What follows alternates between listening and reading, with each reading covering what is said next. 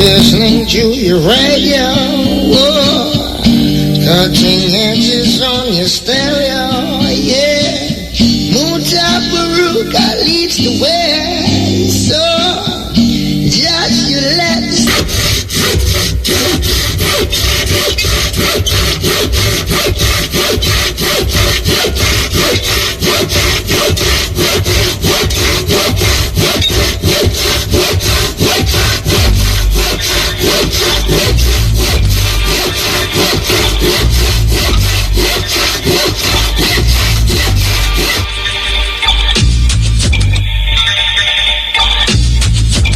Wednesday, we there with you. We there with you till 2 o'clock tomorrow morning. So, I hope you have your matching stick, roll up your coffee, your sewing machine. I don't know. Anything where you have there, we keep you awake. You understand?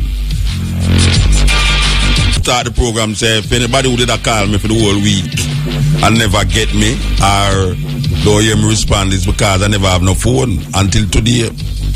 And then today when I get a phone, I don't have no number where I ever have since 6 years. All the phone number them I store up on my phone for 6 years just disappear. Yeah, I forgot call somebody, Snowden or somebody to get back my phone number them. Believe you me, I do have one phone number in my phone. Obama is in problems. His ratings have gone down. Trustworthy, not trustworthy.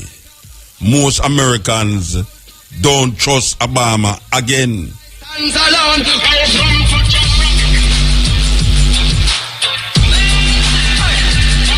That is a serious thing. Yes, most Americans, according to the polls, we are on CNN, most Americans don't trust Obama.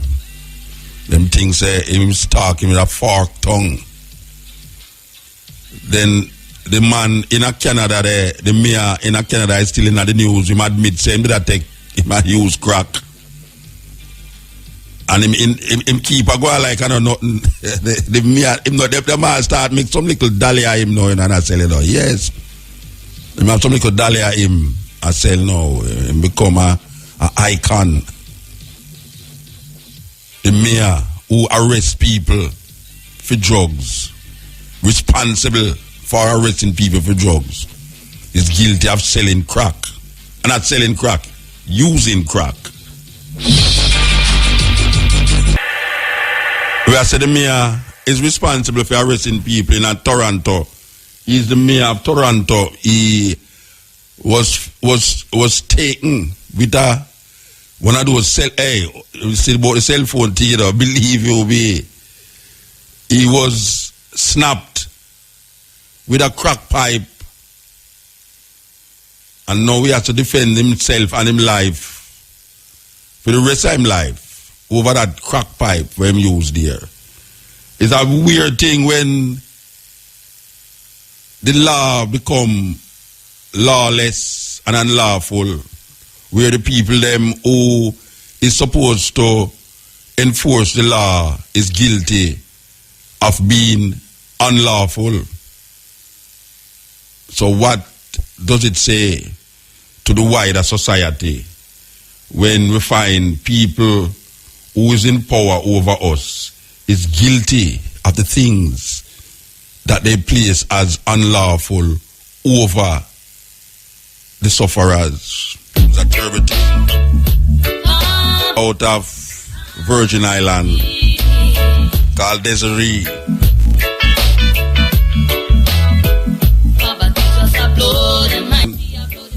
And I want to tell you, say, a whole heap of youth out there, it's not poverty make them turn to crime neither.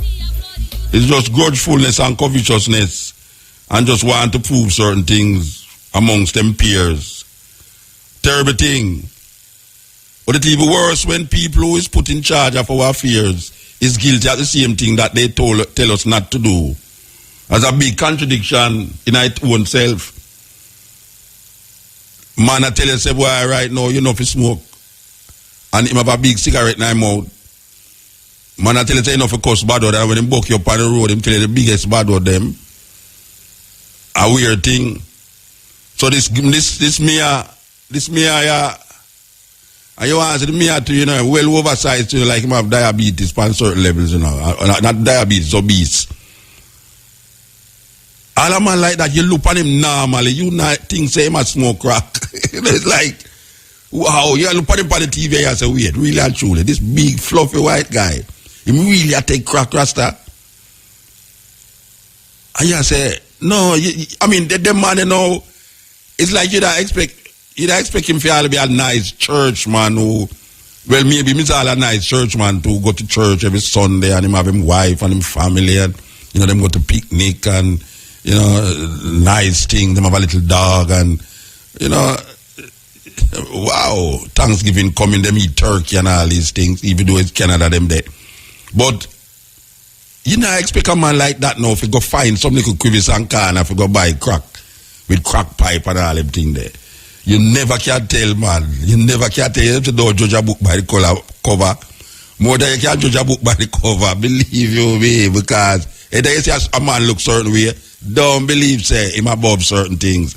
And at that, they make you feel say is the little man with the locks and the barefoot a walk up and down there, so are the problem. When the man with him attache case, with him coat and tie and the sun hot 96 degrees, we walk going at the bank when nobody look on more than wow, you know, look on an Italian suit there. And him a come in there, come bungs check and some conniving things. While the Rasta man stand up out there, then call police and carry go near the bank, nobody no walk beside him because he look dirty and stink and frozen and all them something there. A contradiction, a big contradiction. Jimmy Riley coming through. This is the Cutting Edge on RFM. Yo, Jimmy Riley, wagwan. Where's the Chinese here? Wagwan in our world today, man. Give me the rhythm, let me tell you, man. I didn't know a judge could go to prison. I didn't know doctors could die. Contradictions, as we are talking about contradictions, you know them way there. The law is supposed to be for the lawless, but the law in most colonial, well, what them call it, post-colonial countries and neo-colonial countries, the law was there to keep the powerful in power. Yes. The law was there to maintain the status quo, maintain the background master system. The law was never there to satisfy all the people. In America, black people are seen as 1/5 of a person. Can you believe that? In America, and up to the 60s, them did have toilets for whites and toilets for blacks. Yes. So when we look at it, you know, we say the system set up a way that sometimes you really want to maintain your sanity and maintain certain moral principles and maintain certain you know way. But all the system set up yourself, believe you me, them say really and truly, you have to know how to scheme. Bob and weave through the things them to find a place. Because me I tell you, when you say I'll preach or tell lie,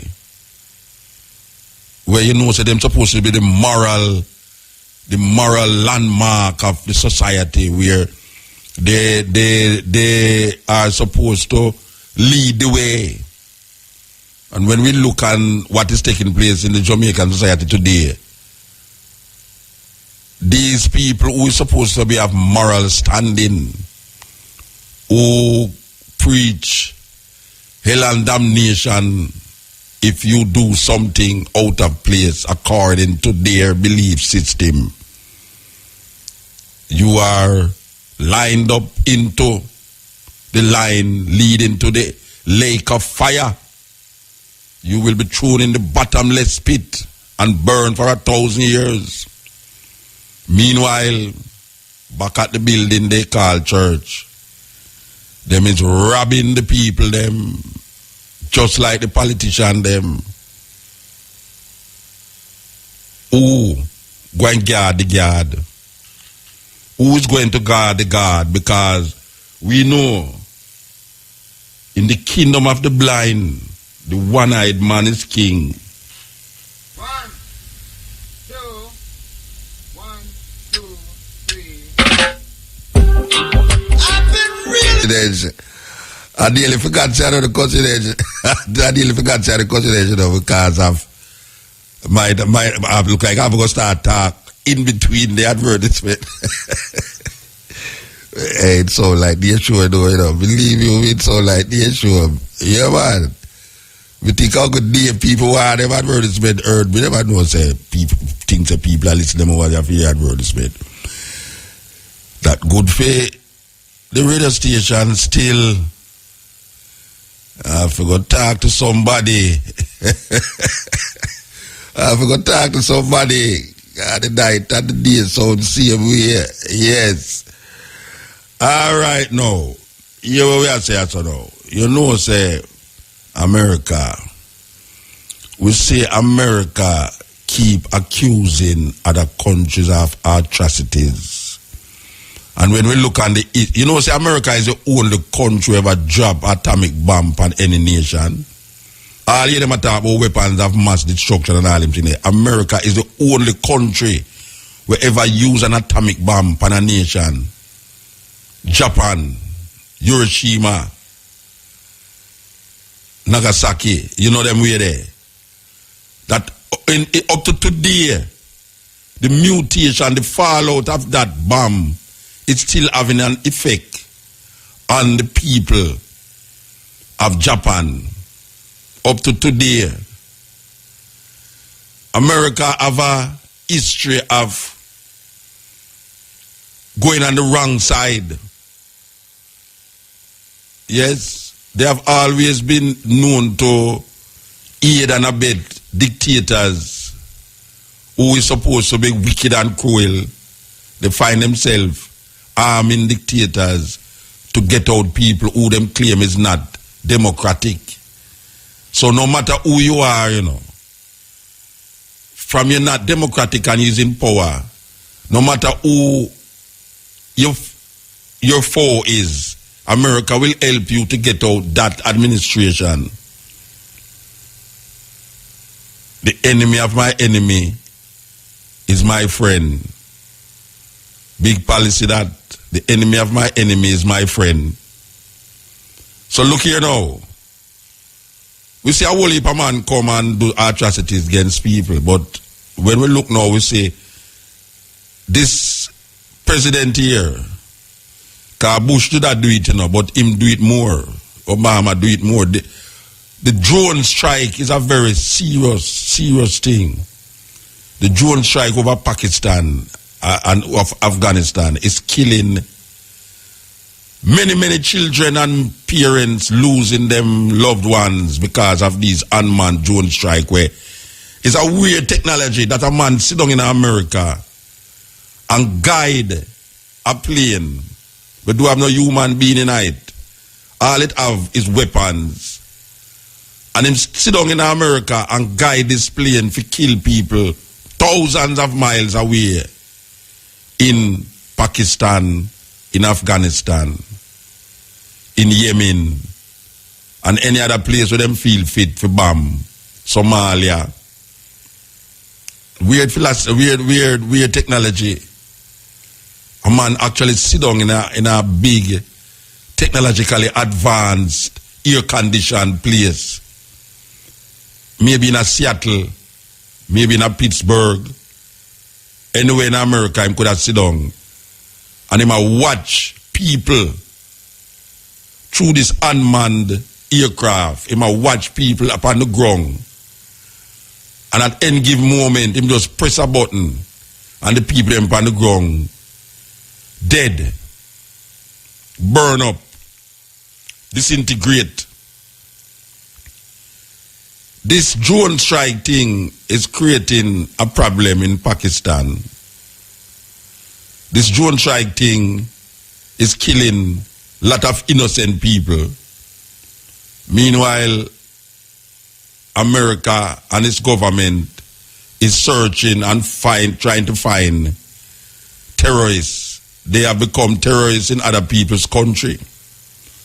So we have a report here that we want to play for the people them. As a matter of fact, it's two of them we want to play. We feel that the people them should have hear, because even though it's far over there, so it's not as far as we think. Because we must remember,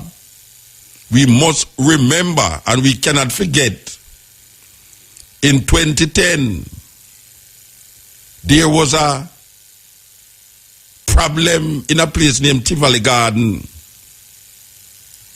where a man by the name of Dudus was wanted by the American government, not by the Jamaican government. It's not the Jamaican government. There was no criminal charge against Dudus inside of Jamaica. All of the charges was American charges. But we cannot forget that people saw an American aircraft oozing over Tivoli Garden. And when questioned about it, the Minister of Defense said, him no know nothing about that, nothing no go so. And the Prime Minister at the time, Bruce Almighty, him say nothing no go so until one day him come out and say he authorized that plane for America to fly in the Jamaican airspace. The Prime Minister of Jamaica secretly made a deal with America for American airplane to fly in Jamaican airspace to do we know not what. But when the thing come to bomb, we're going to realize what took place. You think so we're going to find out what take place? We're going to find out. So them could have resigned a little more and go sit down and drink coffee upon them thing and eat and laugh and talk. We now absolve them from certain things. We now absolve them from certain things, you know. You push a dog around for so long, one that day that dog will turn and bite you. So when you sit down like an easy chair and feel safe, peace and safety, it's sudden destruction. So when the Prime Minister of a country authorize a foreign country without the consensus of the parliament as a democratic country, or even the members of his government, and maybe a lie them I tell too, but when him say him might take responsibility. Maybe them done sit down there and figure that out long time and just say, all right, you know, we're going to take responsibility. You're going to say me. You don't see it. Because the Minister of Defense say him no know nothing about no plane a fly over Tivoli Garden. And the people them see the plane. And then him end up and say, yes, him authorize it. So why we have said that? We have said that because even though the drone thing might sound far over, so thousands of miles away from we, trust me, America is just 1 hour and 18 minutes pana, what them call it, passenger plane. 1 hour 18 minutes flying time, and you land right in a Miami airport. Don't take it lightly. These people will govern. You know, so they never bring back apartheid in Jamaica. All the things are joke business. Apartheid is live and well in Jamaica again. There's somebody sitting down there and studying the whole apartheid system and saying, look here, at that we want still back on here, so. How else could we be seeing some thing that is happening in Jamaica if somebody is not systematically planning a boorish, and when I say boor, a B-O-E-R we are talking about now, the Boers them and the Dutch Reformed Church will institutionalize apartheid against the people of South Africa for how much years? The Dutch Reformed Church, Christian Church, the Dutch Reformed Christian Church, and what them call Africans, white people who left with them country and Europe and go in South Africa and develop a system named the apartheid system, where allow black people, where is feeble times the amount of people over the whites, allow them no access to anything, and them have to have pass to go certain place, honorary white. Them things they might sound way out and far-fetched and gone long time and them things, but watch a man. Beware. Beware. America sending unmanned drone to kill our people in Pakistan and Afghanistan is not a far away news. It's something that we should take seriously, because we're a global, so-called global family now. What is happening in Afghanistan? Just turn on your TV, look what happened at the Philippines, and now you just turn on your TV and see live. You see when the flood come and the water rise up and all them something a little more, you see everybody just have it on them cell phone. A tweet it and a tweet and a tweet and a tweet and all these things when them do. So we're gonna play this thing here before the time get late. Why you hear this thing here? Is a report from, it's two reports actually, and the two of them is coming from Democracy Now! Hear me good man, Democracy Now! So I want you to listen to this. Around the world. A U.S. drone strike killed 3 people in northwest Pakistan earlier today, marking the first such attack since Pakistani Prime Minister Nawaz Sharif publicly called for President Obama to end the strikes.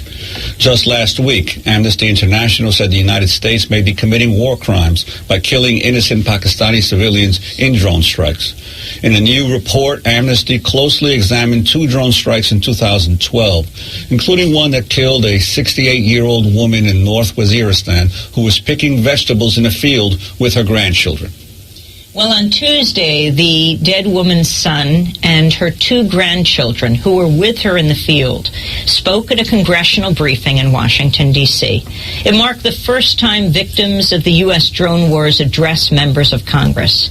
9-year-old Nabila described how she was injured when working in the field with her grandmother when the drone hit them. It was the day before Eid, and my grandmother had asked me to come help her outside as we were collecting okra, the vegetables, and then I saw from the sky a drone, and I heard the dum-dum noise. Everything was dark and I couldn't see anything, but I heard a scream. I don't know if it was my grandmother, but I couldn't see her. I was very scared, and all I could think of doing was just run. I kept running, but I felt something in my hand, and I looked to my hand. There was blood. I tried to bandage my hand, but the blood kept coming. The blood wouldn't stop. That was 9-year-old Nabila Raymond describing the October 2012 U.S. drone attack that killed her grandmother. Her brother, 13-year-old Zupair, who was injured with shrapnel wounds in the strike, told Congress, quote, "My grandmother was nobody's enemy." It was the first time ever Congress has heard directly from drone strike victims. However, just 5 lawmakers, all Democrats, chose to attend. Congressmember Alan Grayson organized the briefing. There needs to be increased oversight of the decisions to fly lethal weapons over another nation and kill people. And we should never accept that children and other loved ones in a faraway land are acceptable collateral damage. Later in the program, we'll speak with members of the Raymond family here in our New York studio, but we begin with a new documentary called Unmanned, America's Drone Wars by filmmaker Robert Greenwald. The film looks at the impact of U.S. drone strikes through more than 70 interviews with drone survivors in Pakistan, a former U.S. drone operator, military officials, and more. The film opens with the story of a 16-year-old Tariq Aziz who lived in a Pakistani village that had been hit by drones many times. In 2011, he attended an anti-drone conference in Islamabad. It would have been a 7 or 8 hour trip for the 16-year-old Tariq through treacherous terrain, through potential Taliban hotspots, and of course under drone surveillance.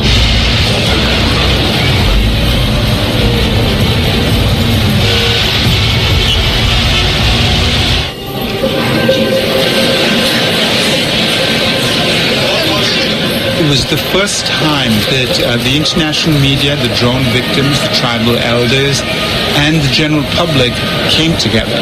It was held in a 5-star hotel. The tribal elders spoke in terms of political implications, how they felt, and the drone victims spoke about personal stories. These drones attack us and the whole world is silent. I raise my voice to take a stand. You press a button and annihilate entire families and tribes there. This is not the threat. Missile that was used to kill that child. It was a gathering to get the voice of the victims of drone attacks out to the general public as well as the rest of the world. And that was the main goal.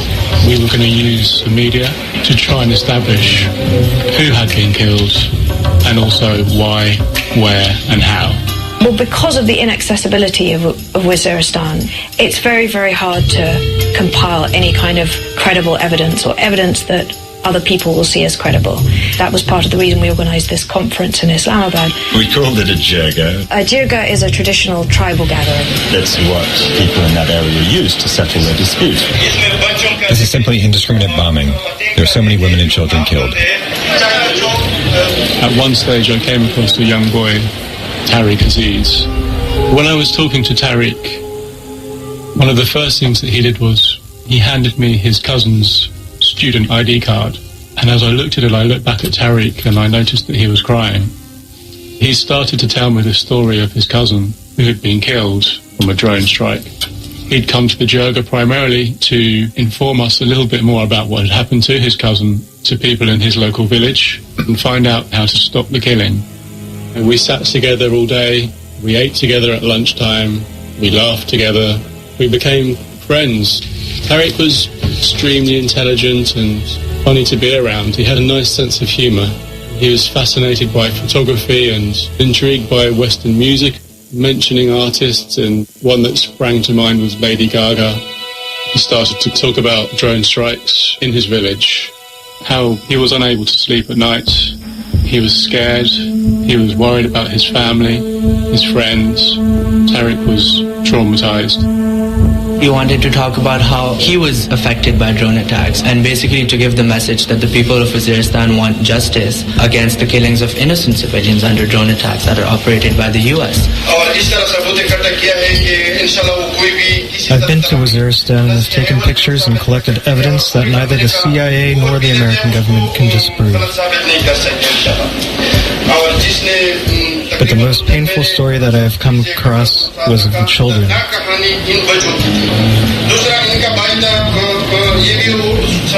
The brother was killed in a drone strike. But what they didn't know was their parents were also killed.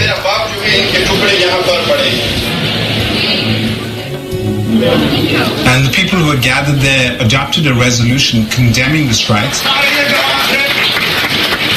The outcome of the jirga was a big success because it allowed people to come together, listen to stories, and come to a common resolution. Then we went together to a rally, and Tariq Aziz traveled there with us. We travelled towards the rally, and Tariq sat next to me. He seemed relaxed. He was laughing with his friends. Tariq and everybody else got out, and they went to the rally.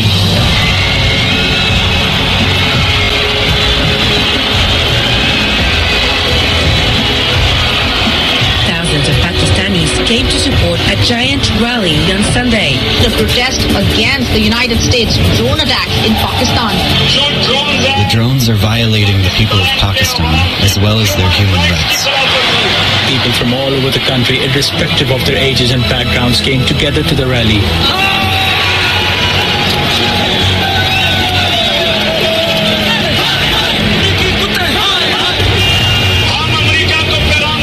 We want want to send a message to America. The more drone attacks you conduct, the more people will resent you. After that, Tariq Aziz and the other attendees returned to their homes. He said the rally in Islamabad was huge and that it would help our voices get heard.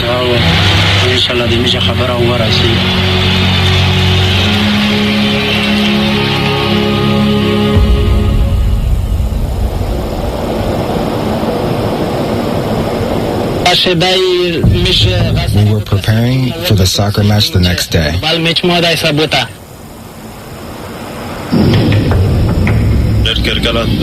We told Tariq to pick up extra players for our game. Tariq left to tell some players, and we left to tell others.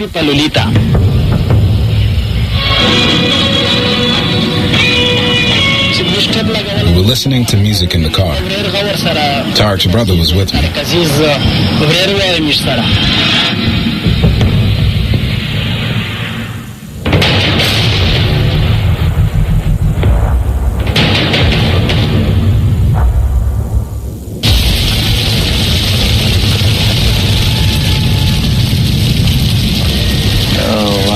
The car was completely destroyed, and the bodies of Tariq and his cousin were badly burned.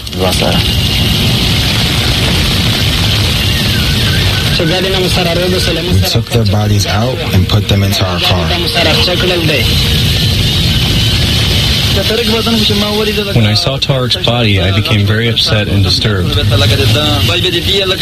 Other people took me away because I became faint. It was deeply disturbing to see the dead bodies of our friends and relatives.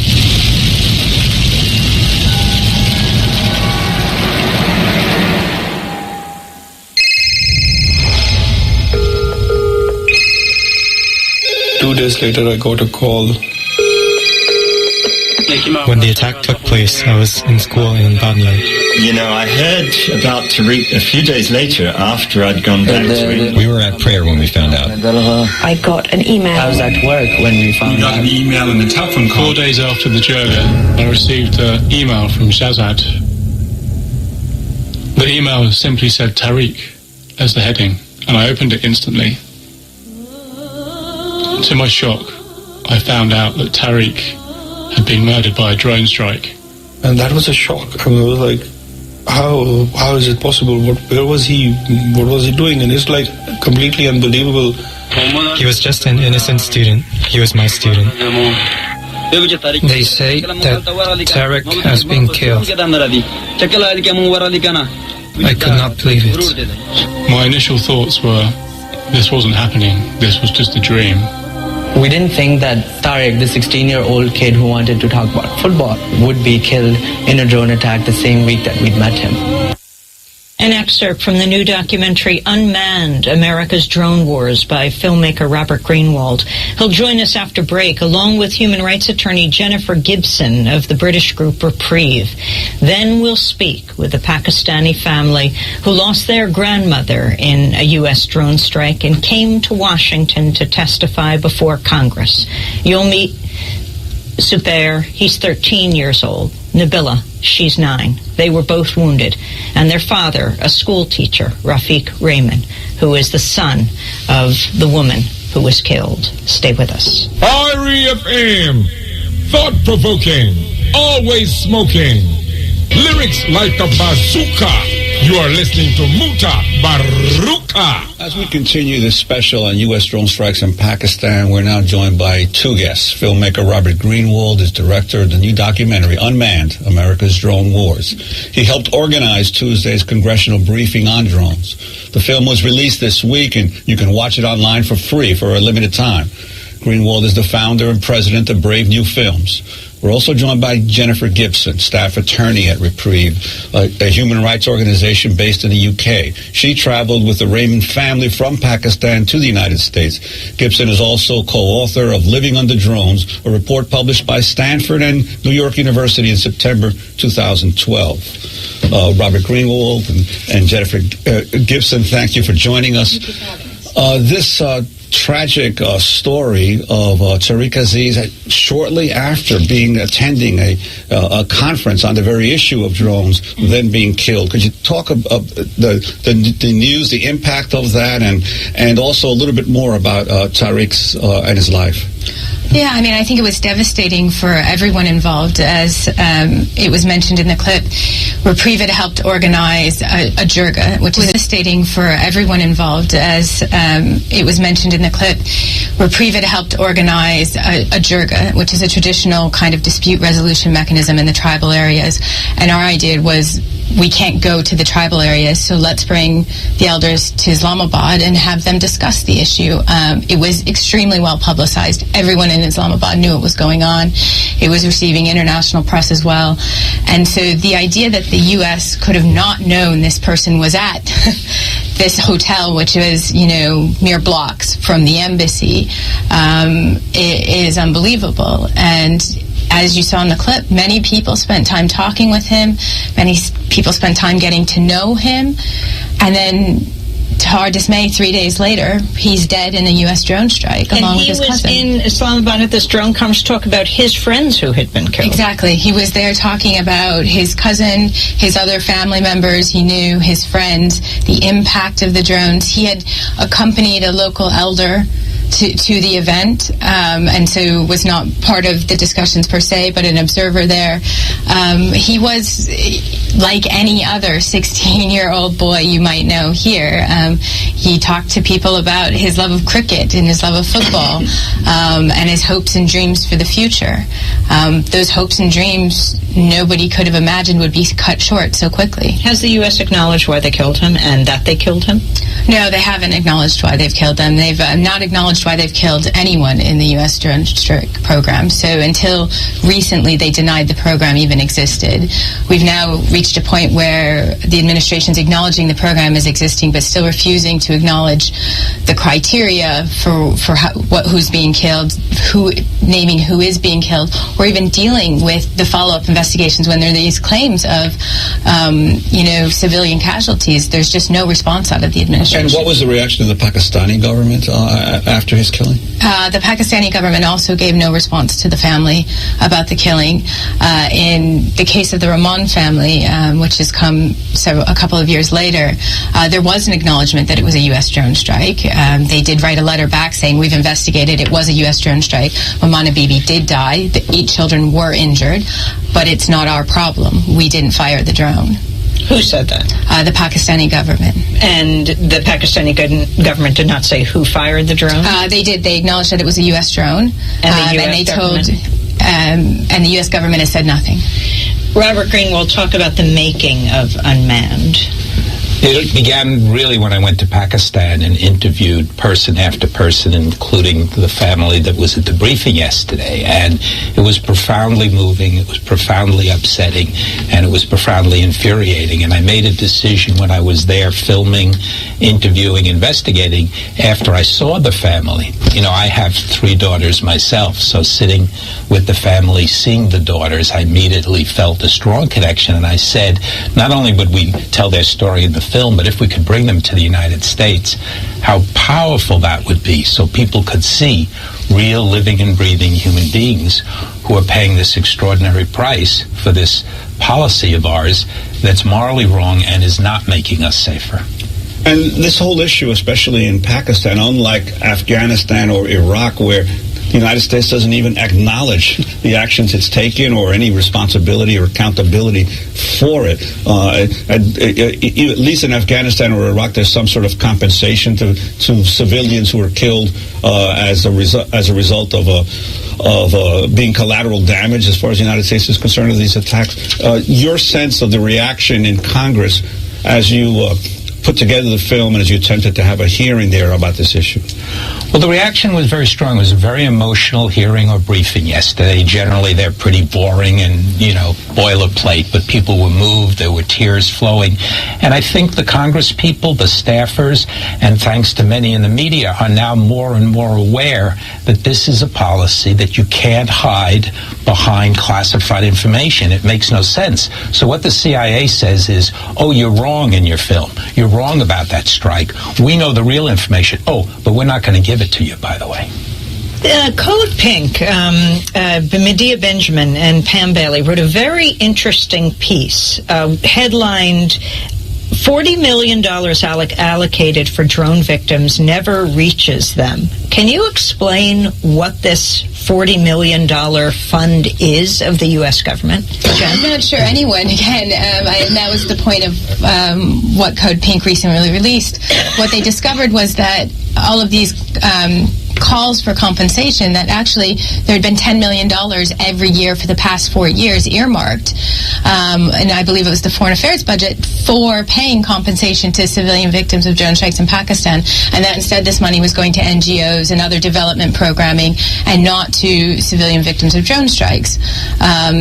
If that is the case, which because CIA is not acknowledging they're engaged in drone strikes. CIA is not acknowledging, nobody in Pakistan is acknowledging that they're carrying out drone strikes. So when you see the news reports like this morning's news report, the U.S. never comments. It's always an anonymous news official report saying there was yet another drone strike. There was yet another strike. It's never the U.S. commenting. It's never an on-the-record official. It's always an anonymous source from the Pakistani intelligence, an anonymous source from American intelligence, an anonymous source from the administration.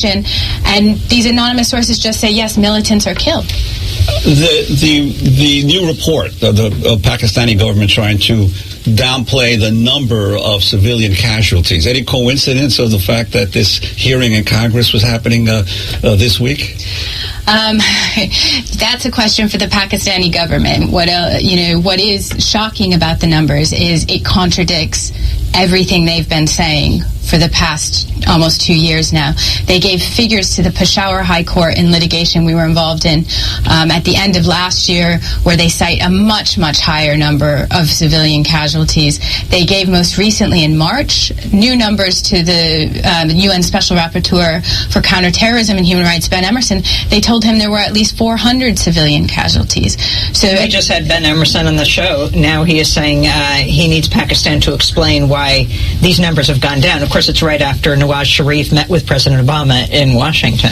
Exactly. It's right after he met with Nawaz Sharif. It's right after Nawaz Sharif reportedly told him to stop the drone strikes. And these revision of numbers also coincidentally make them much closer to the CIA numbers and claims of civilian casualties as well. REFM, thought-provoking, always smoking, lyrics like a bazooka. You are listening to Mutabaruka. Yeah, this is the cutting edge, I listen to this thing and I remember the youth, them were shoot up the school in America. And we see President Obama come on the TV almost in tears. And we ask the question if an American child life value more than a Pakistani and Afghanistan life. Because meanwhile, we see tears are shed for these children who is killing children. There's no mention of these children who's killed by the administration, the United States administration.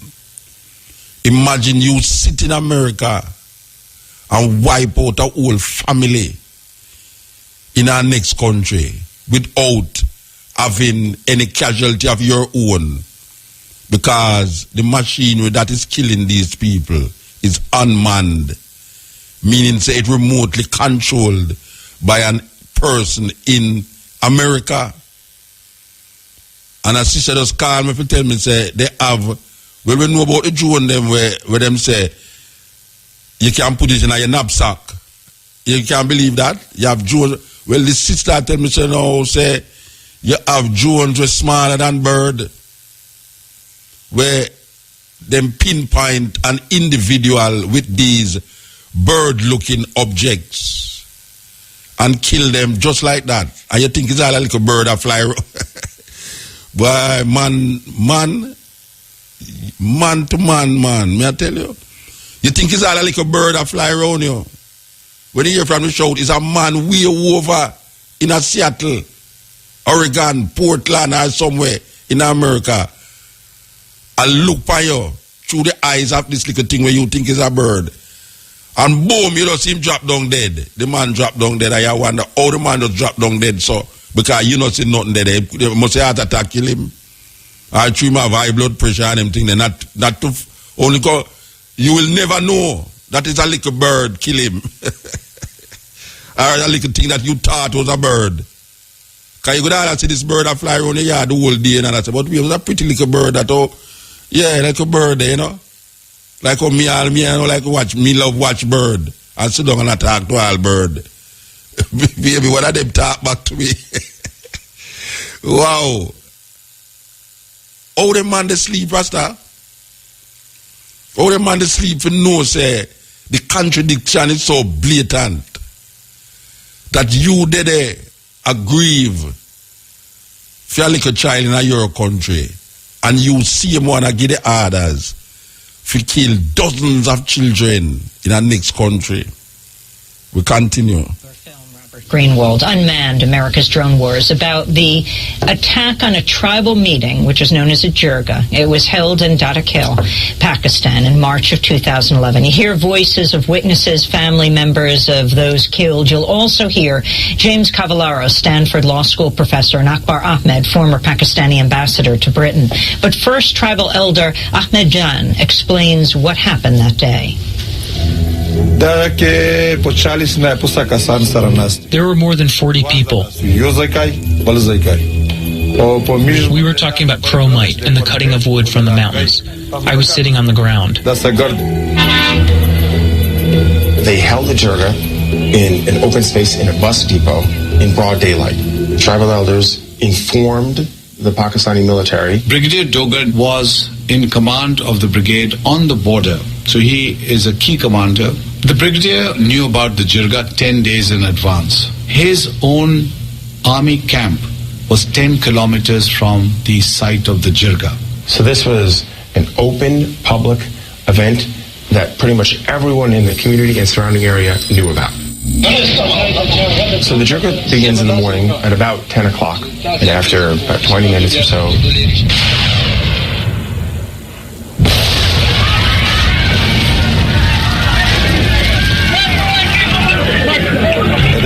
Four missiles attacked us at 10:45 a.m. on March 17, 2011. Two missiles targeted the group where I was sitting, while two more targeted the other group. There's smoke and debris and chaos. It was a huge explosions. So people in the shop, in the nearby areas, they rushed to the place. When the attack took place, it became hell for us. I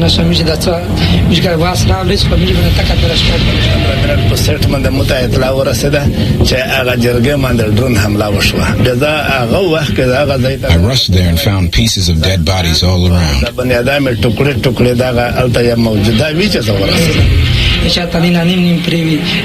Some had no head, some had no hands, some had no feet. They were all dead.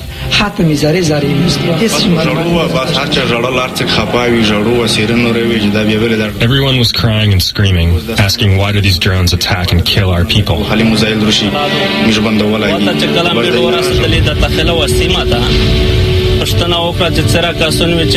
When we got there, they said there were countless casualties. All I saw were body parts and charred clothes. When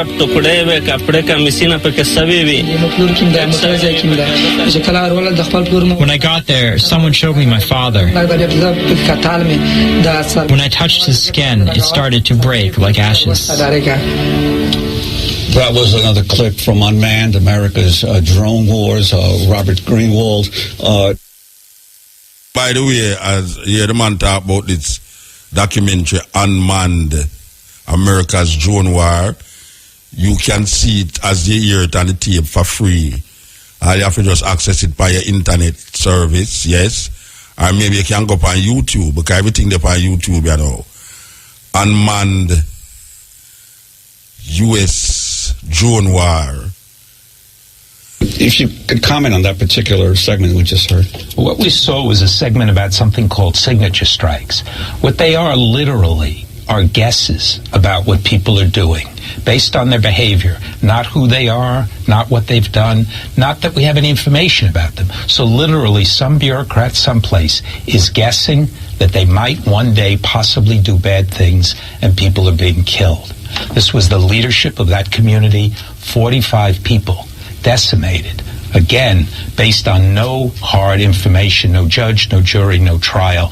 Even if people are in favor of drone strikes, signature strikes are beyond outrageous, and there can be legislative solutions to that, and I hope there will be. And of course, the signature strikes also create a direct line to the president, don't they, in terms of his having to approve them? Well, the president approves the so-called kill list, which is the individuals. With the signature strikes, which supposedly they're moving away from, it's not really clear who approves or decides that. What we understand is it's the CIA who now believes they are so wise they can see thousands of miles away people sitting in a circle with guns. Oh yes, they must be bad guys. Let's kill them. Before we move on to our final story and our guests who've come from Pakistan who survived a drone attack, Jennifer Gibson, they were supposed to come to the United States with their lawyer. Instead, their lawyer was denied a visa, and you had to fly from Britain to Islamabad to pick them up, though you don't speak Pashto, to come back here. Explain what's happening with people trying to speak out around drones. What happened to the lawyer? Well, Shahzad is an amazing individual who should be here today. He's been working and investigating on drones for 3 years now, more than 3 years. He has amazing connections with the communities involved, and he, ever since he started working on this issue, has been unable to get a visa to come to the U.S. The last time he applied, and it should be noted he used to come all the time before without any problem. So the last time he tried to come, it took more than 14 months of administrative processing for the U.S. to finally grant a visa. This time, once again, he applied in August. He went for the interview, and he was told, you have a history with us. We can't grant it. It needs to go through D.C. And so since then, he hasn't been able to get an answer. His application just consistently says it's in administrative processing. And of course, Shahzad Akbar is featured in your film, and you are making it available for free, Robert Greenwald, online? Yes, we fortunately have a wonderful donor who wants thousands and thousands of people to see it at americasdronewars.com. We encourage people to sign up, see it, but then most importantly, get other people to see it, people who don't care, who don't have information, or are even in favor of drone strikes. That's the wonder of the tool and the wonder of being able to offer it this way. And the hearing in Congress that you were instrumental in helping put together, only 5 members of Congress attended? Right. We're told by Congressman Grayson and Jen Schakowsky, who were there, that that's actually a good number for Congress. I, of course, was disappointed and hoping for hundreds, but they did show up, and I think they were affected, and we hope it will be the beginning of momentum. Very few times have people come to testify who are victims of drone strikes. Their grandmother killed, they themselves wounded, and we're going to hear from them in a moment. Robert Greenwald, Director of Unmanned, America's Drone Wars, and Jennifer Gibson of Reprieve, a human rights attorney. Thanks so much for being with us. When we come back, you meet the Rahman family. Stay with us. Through democracy now, a report about, well, this is really an introduction to a documentary that was made about America's drone strikes in Pakistan.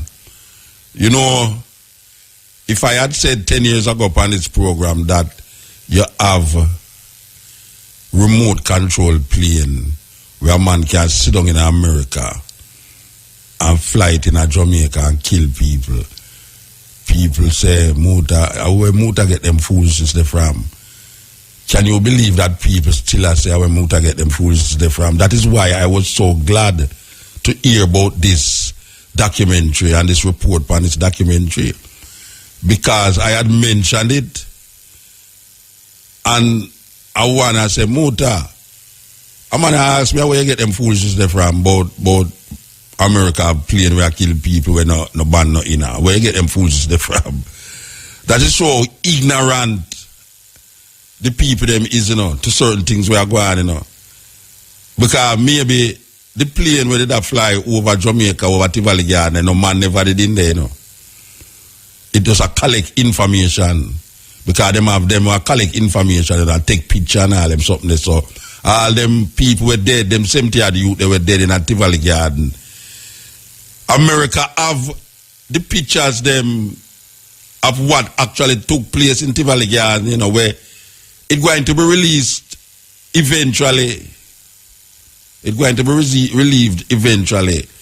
But the reason why I say that is that you have to play them tape here to make man know say where you say is true and is real.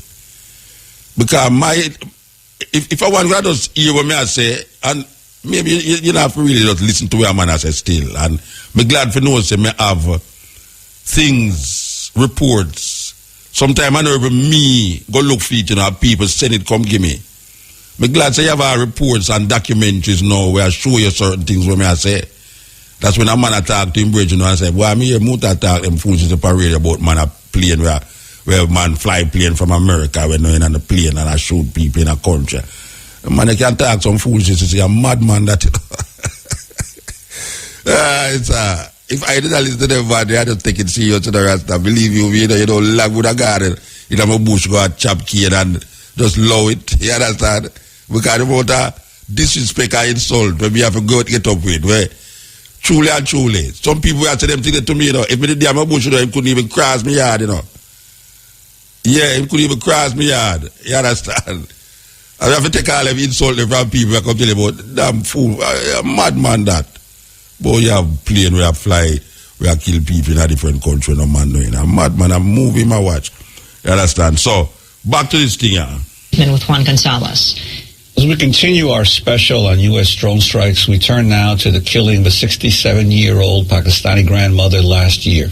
In a moment, we'll be joined by her son and two grandchildren, 9-year-old Nabila and 13-year-old Zubair. But first, another clip from Unmanned, America's Drone Wars. My name is Rafiq Rahman. I am a primary school teacher. I've been teaching for 10 years. We strive to eradicate illiteracy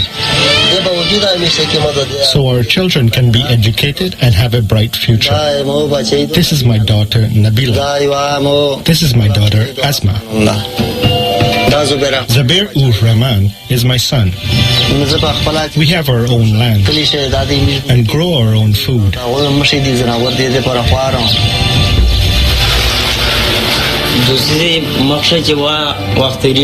People enjoyed life before the attacks.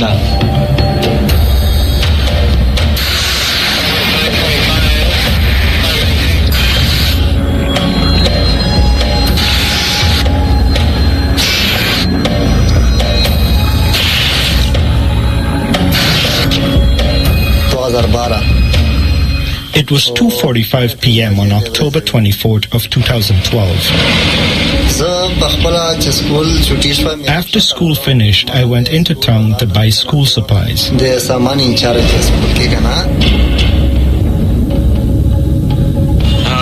I was in the fields tying up bundles. I got back in the car and bought sweets for the children. When I got home, I was drinking tea. After the first sip, the drone hit.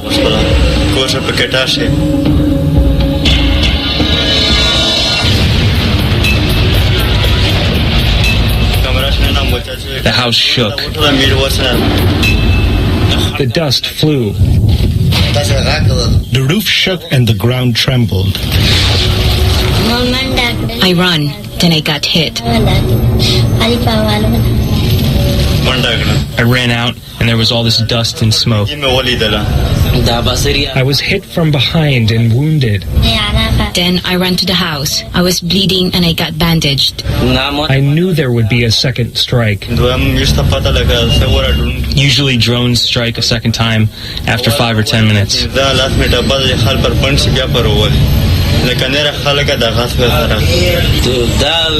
It's to kill the relatives who came out to help.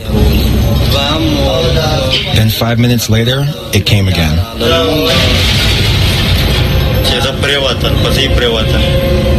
Then I fell down right there, and I thought I was dying, and I was shouting, "I am dying." The injured children had been taken to various hospitals for treatment. Peshawar ता वड़ी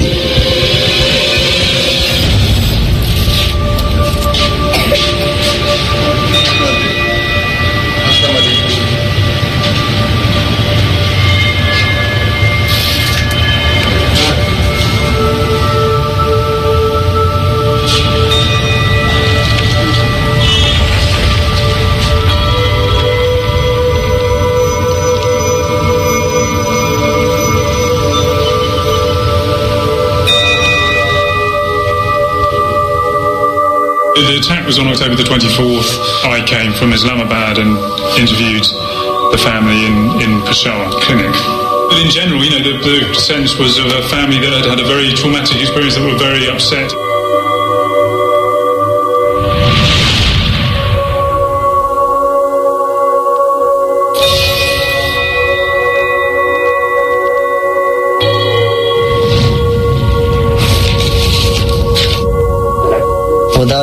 These are the x-rays of the children who were hit by the drone.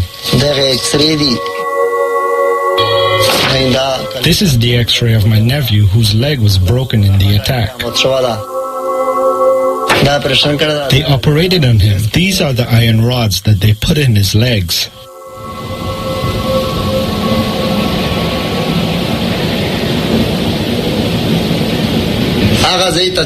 When I reached the house, I saw my mother's sandals lying on the ground.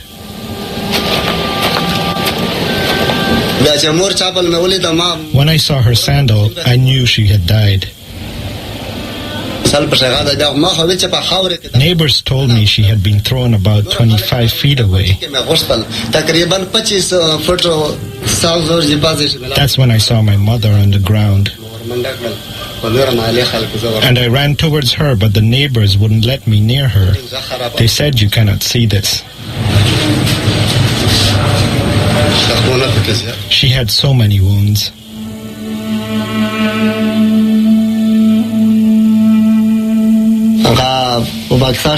My mother was brutally killed. That's where my mother was killed.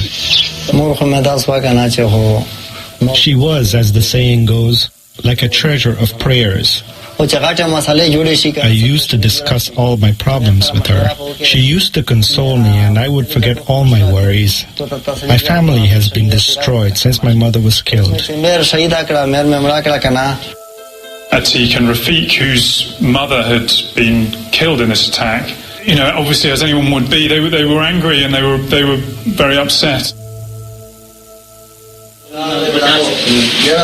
The blasts were very powerful. They have damaged the rooms badly. This one's got cracks in it. This needs to be fixed so it doesn't fall during the rains. Before these attacks started, there was peace and happiness in our area. When those drones attacks started and our mother was killed, they destroyed our entire family. They have wreaked havoc in our lives and happiness.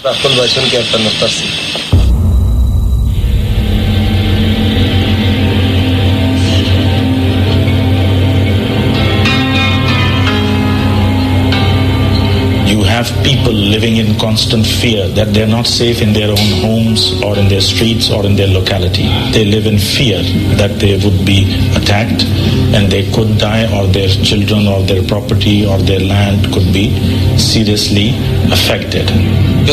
They buzz around 24 hours a day, so I'm always scared. I cannot sleep.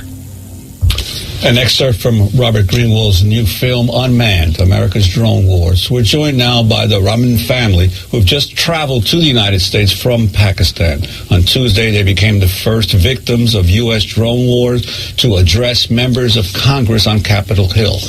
We're now joined by Rafiq Rehman and his 13-year-old son, Zubair, and his 9-year-old daughter, Nabila. For our TV viewers, we're showing some of the pictures that Nabila drew of the U.S. drones flying above her home in Pakistan.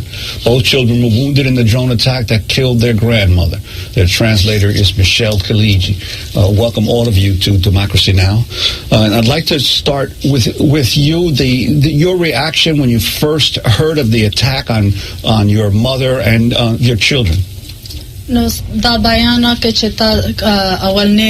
are dele de ce să și de sta mașuman or morta. زه میرانشانه چې کور ته روانو د مازدیګر ملې بیا دلته د کلي ماشومانو نه ما پوښتنه بلاره کې چې کومه دلته د مونږ ګبرستان کې زمونږ کلیوال لګیا وي کنه. I had gone to Miranshaw to buy some things from the bazaar, and so then when I returned, I had noticed that in the graveyard on the outskirts of our village, they were preparing for a burial. دا قبرستان د میش خلک کندلو کلیوله امیش په ول شو میش په مردګونه شو بیا ډېر پریشان شول چې زه یې کله کلی ته ورسېد د کیسو بیا وړه بچو نه مو پښتنه وځګه برچاته کندي مو ته ویل مستر ور لطیف رحمان چې دا خو مې امریکا بډرون میشتلې وته ته کندي امړل. I had asked some little children they had to who they were preparing the burial for, and they said this is Latif Rahman's mother, and that's my older brother. So I knew at that point that my mother had been killed by an American drone. Zubair, you are 13. You were with your grandmother picking okra. It was the day before Eid. Describe what happened. The nia sarawabar no agaraz akhtar namak ke wa no mungta oi sashvi di agaraz bande. Pavras the school church direct kertarol niwata wi tu se jarata uzi mijaudi che sabona bala de porazanina khlos ki khoshiwe. I had gone to school that day, and when I came back, I had a snack and I offered my prayers. And my grandma asked me to come outside and help her pick the vegetables. You were hit by this drone that killed your grandmother? No, ta khukshividi aga drone ban wajana.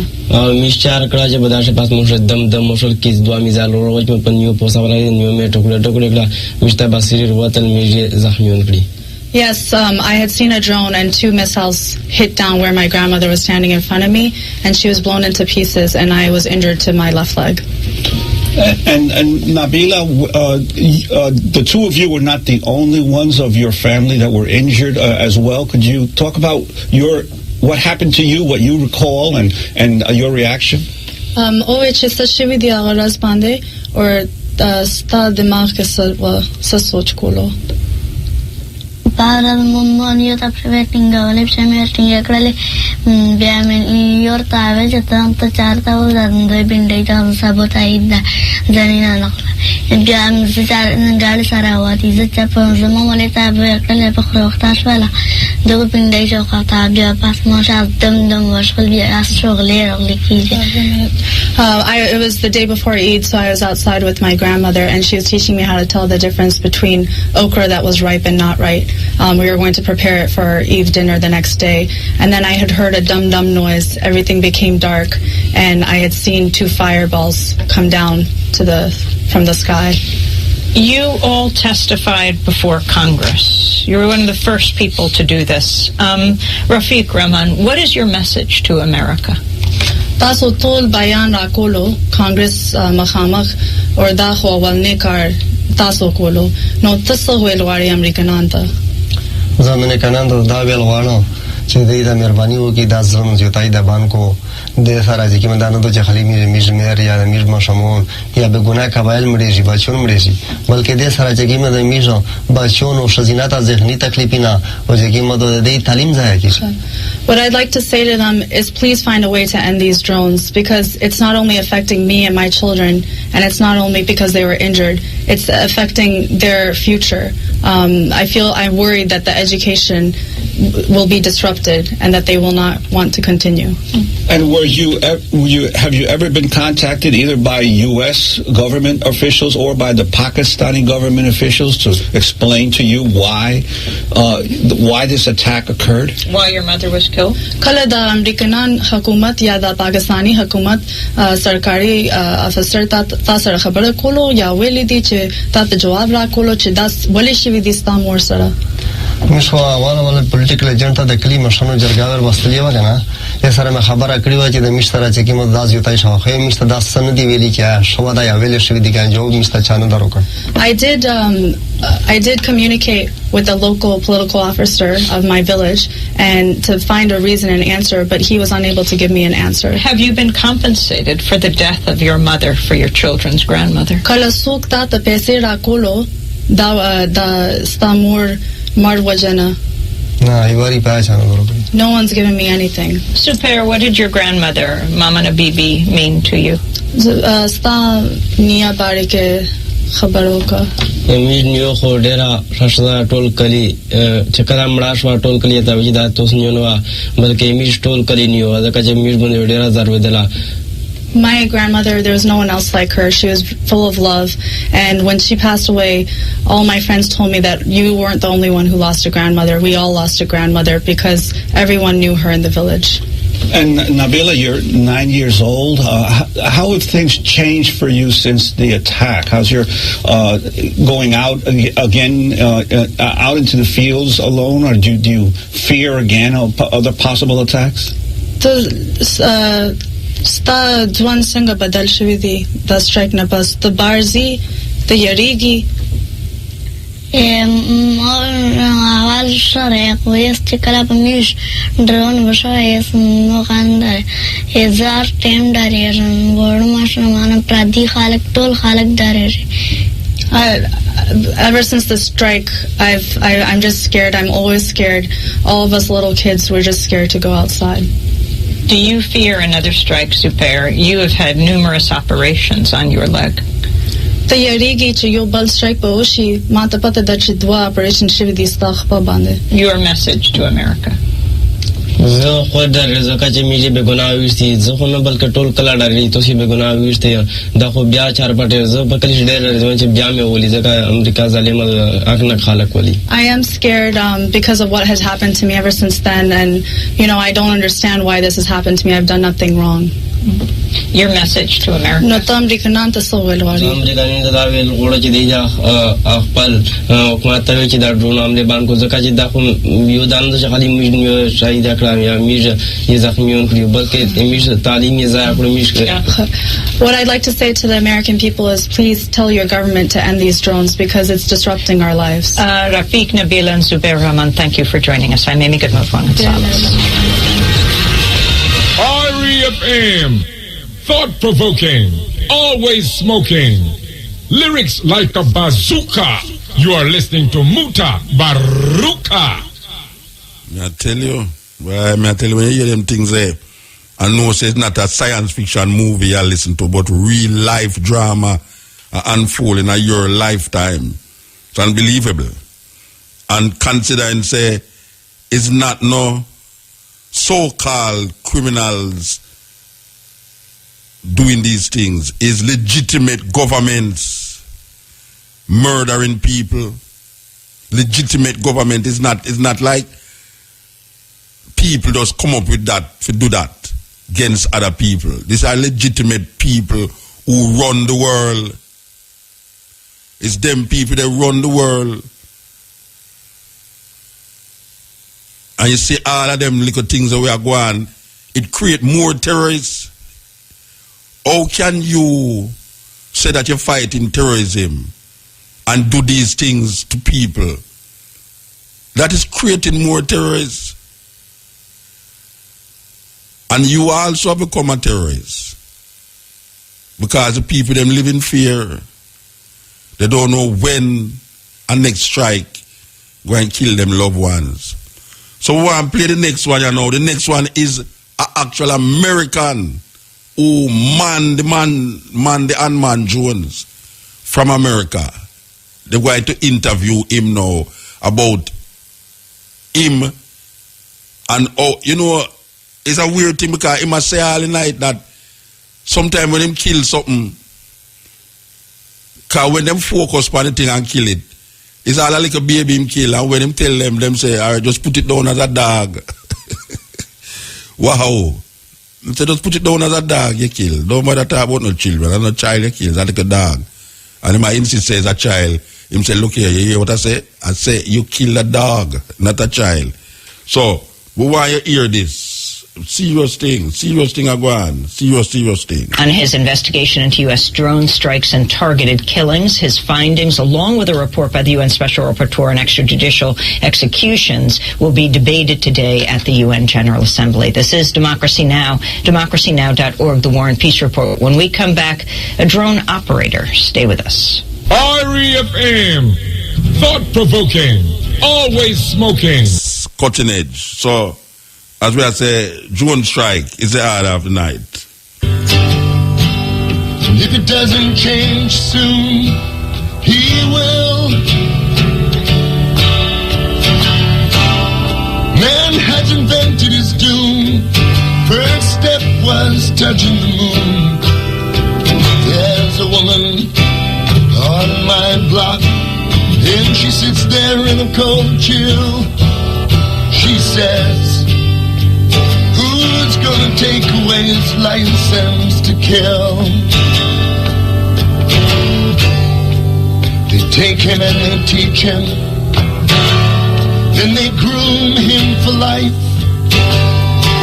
They set him on a path where he's bound to get ill. Bury his body with stars, sell his body like they do used cars. Richie Havens, License to Kill. This is Democracy Now!, democracynow.org, The War and Peace Report. I'm Amy Goodman with Juan Gonzalez. Well, we turn now to look at how the United States uses drones and their impact, this time through the eyes of one of the first U.S. drone pilots to speak out. Former Air Force pilot Brandon Bryant served as a sensor operator for the U.S. Air Force Predator program from 2007 to 2011. He manned the camera on the unmanned aerial vehicles, commonly known as drones. After he left the active duty Air Force, he was presented with a certificate that credited his squadron for 1,626 kills. In total, Bryant says he was involved in 7 missions in which his Predator fired a missile at a target and about 13 people died in those strikes. He describes the grisly scenes he watched unfold on his monitor as an Air Force drone operator in a new article in GQ magazine, Confessions of a Drone Warrior by Matt Power. He joins us now in our New York studio. Brandon Bryant, welcome to Democracy Now! Place us in the room in 2007 with your first strike. Describe what happened. It was roughly around January 26th, the end of January. And I had gotten on shift. I used to be what they call the multi-aircraft control qualified sensor operator, which is where a pilot controls multiple drones and then a sensor operator controls one drone. So you have a sensor operator basically in control of the aircraft until the pilot decides to take over. And that was my typical mission and would usually result in no shots being fired. And that the day of my first shot, I was told to go... Where were you? I was in Nevada. And which base? Nellis. And what'd the room look like? The room is not necessarily a room. It's a trailer. It's like a 8 by 20.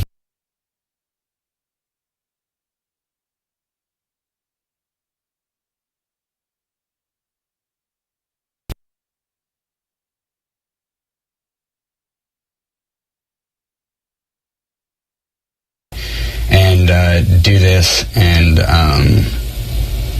we came across, it was a troops in contact situation where guys were firing from the top of a hill to guys on the bottom of a hill. In what country?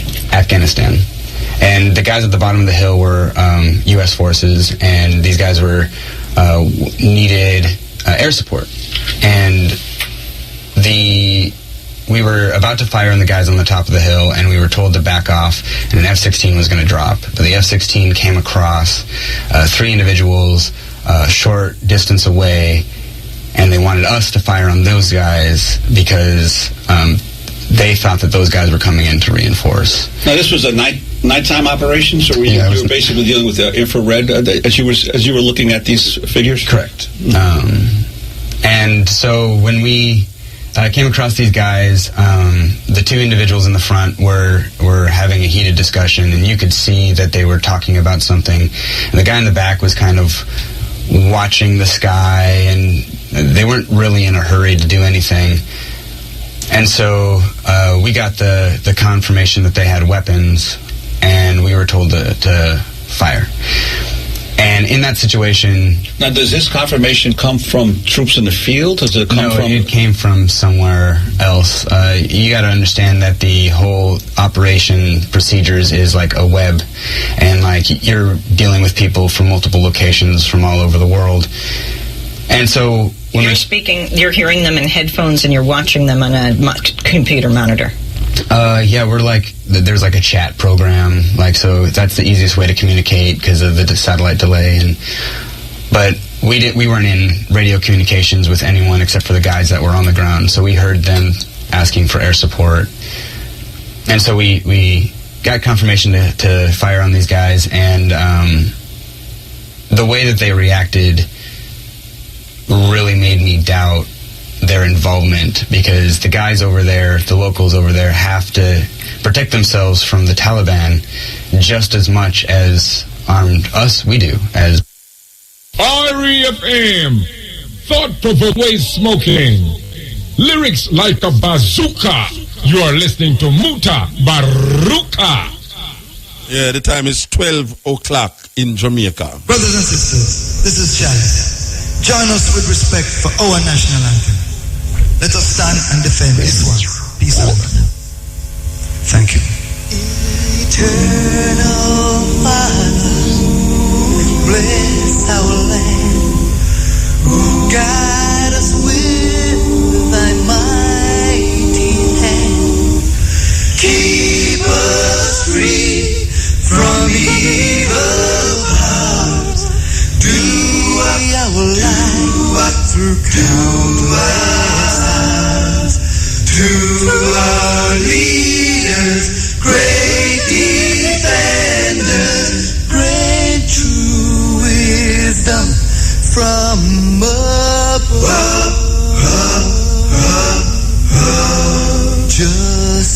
Justice, truth, be ours forever. Jamaica, land we love.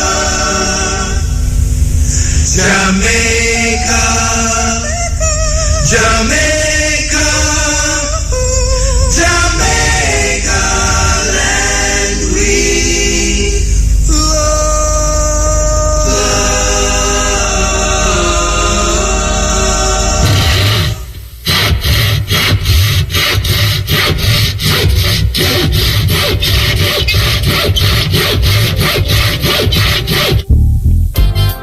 Yeah, this is Naya and Toots and the Maytals saying, tune in to the cutting edge. As armed us we do as U.S. military personnel. And so I think that they were probably in the wrong place at the wrong time. And the way that I've been accused of using poetic imagery to describe it, but I watched this guy bleed out, the guy in the back, and his right leg above the knee was severed in the strike, and he bled out through his femoral artery, and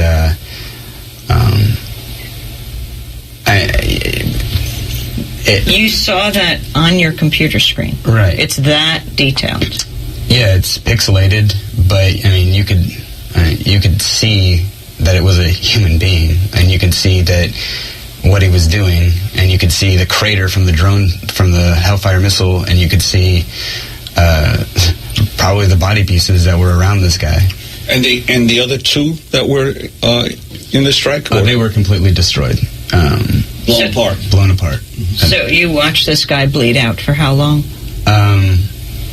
I know, it's a femoral artery, so he could have bled out really fast. It was cold outside, winter time. It seemed like forever to me, but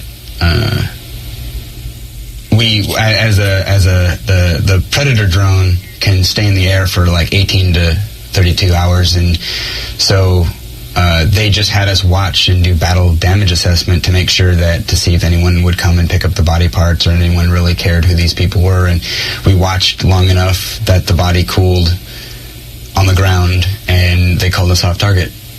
Now, there was sometime later you think that you've written that you thought you killed a child as well. You talked about that particular day? That was, I was still feeling the effects of my first Hellfire shot, and like, you have to understand that what we did over in Afghanistan and Iraq, it's constitutionally viable. We were given permission by the American public to go to war with Al-Qaeda and the Taliban. And so when this specific Hellfire shot, the intel that we were given is that there was this commander and some of his people inside this building, and they had been watching it for multiple days. They had been keeping track of people that had gone in and out, and they had made the determination that those were the only people that were in there, and something ran around a corner and it looked like a little person, and it made me realize that, you know, we can have all the intel in the world and it's still not going to be perfect. And as clean as these types of strikes can be, they're in reality really dirty. And military operations, being part of the military, talking about military operations, like, that's just the nature of what it is. And the real debate should be about places other than where we went to war, and, you know, violating the constitutional rights of an American citizen who was in another country, who was killed without due process, and that type of thing. And my goal in all of this is to talk about, like, these aren't killer robots. They're not like unfeeling people behind this whole thing. There are some people that are extremely scary when talking to them, and there was one individual who got the word infidel tattooed in Arabic on his side, and he had hellfire tattoos marking every shot. But that's an extreme.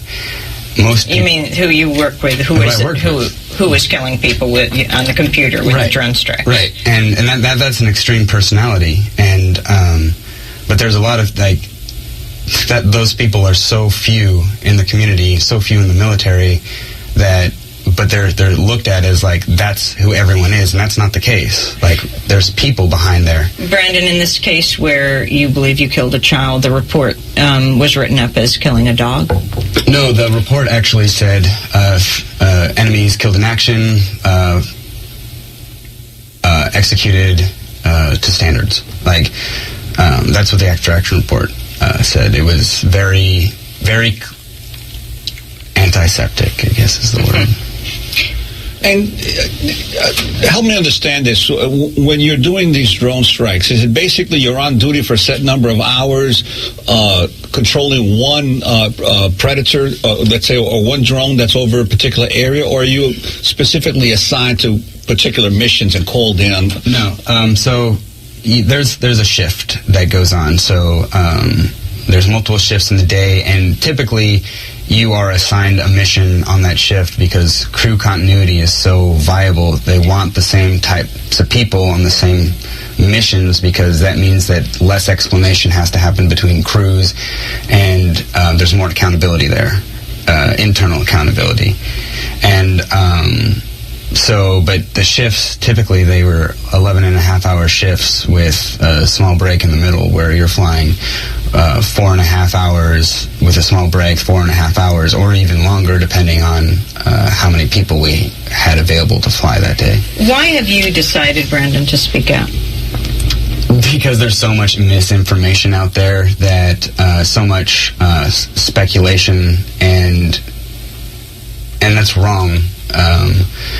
The United States government hasn't really done a good job of humanizing the people that do it, and everyone else thinks that the whole program or the people behind it are a joke, that we are video game warriors, that we're Nintendo warriors, and that's really not the case. And the people that do the job are just as legit and just as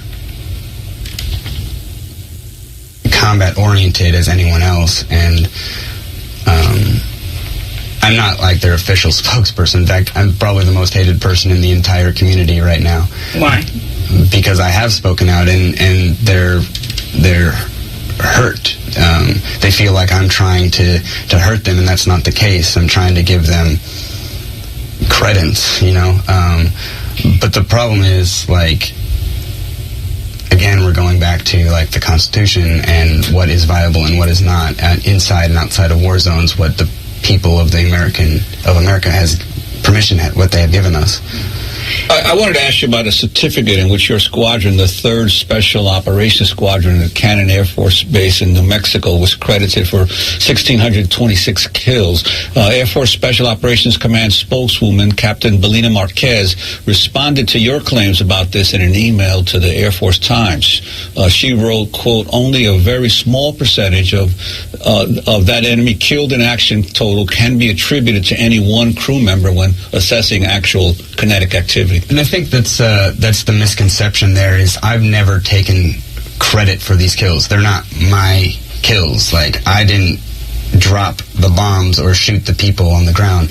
These are all the number of people that have perished in all the operations that I was told that I participated in over the 5.5-year period that I actually operated. And that's a completely viable number if you look at it. And some people could be surprised that it's not larger. And if it's the number that's solely attributed to the 3rd Special Operations Squadron, then and in the first place, I don't know why they gave that certificate or whatever it was to me, because I never cared about it in the first place. But, like,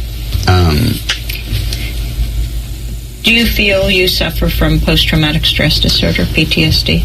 Well, you know, the clinical definition of PTSD is an anxiety disorder associated with witnessing or experiencing a traumatic event. And it's such a blanket term that so many people are like, oh, you can't get PTSD from this or that. And it's a wider phenomenon than I think a lot of people realize. And my deal is more moral injury. Like, think of it. Think how you would feel when, if you were part of something that you felt violated the Constitution. And I swore an oath. You know, I swore to defend the Constitution against all enemies, foreign and domestic. And how do you feel if, like, you can't use I obeyed orders as an excuse? It's I obeyed the Constitution regardless of lawful or unlawful orders, and lawful orders follow the Constitution. And that's the hardest part. And I was really unprepared for it. I tried to get out multiple times and do a different job, and I was consistently told that it's the needs of the Air Force come first, and so I did it. I buckled down and I did it. I did the job. I did it as best as I could because I was scared that someone would come in and they wouldn't do it very well. And I paid a spiritual and mental price for that. And I think that's something that people really discount because I didn't take any physical injury through it. Well, Brandon, I want to thank you for being with us. When I asked earlier about the dog, child being identified as a dog, though it didn't appear in the final report, it did come out in the chatter, right, as the killings were happening. Right. It said upon, like, the person who was, there's multiple people that review the feed, and the person that was in the chat said, upon further review, it was a dog. So... Well, I want to thank you for being with us. You're going to speak today also at the United Nations. Yeah, I've been given a little time to address the folks there. It's a pretty big responsibility, I think. Well, thank you for talking to us here. REFM, thought-provoking, always smoking, lyrics like a bazooka. You are listening to Mutabaruka. With Mutabaruka, we are listening to the whole of it. The criminal, that is the question. We want to tell you that long-time artist Lloyd Robinson passed away. Yes, Lloyd Robinson. A lot of you who are listening right now don't know who name so. For those of you who know the music, we want to play. Remember that tune named Big Bomball? Devon and Lloyd and Devon? Yeah, well, Lloyd Robinson is the man who sing it with Devon Russell. But this was a big tune, yeah. For those of you who know, I'll we go up on that rhythm here too. Yes.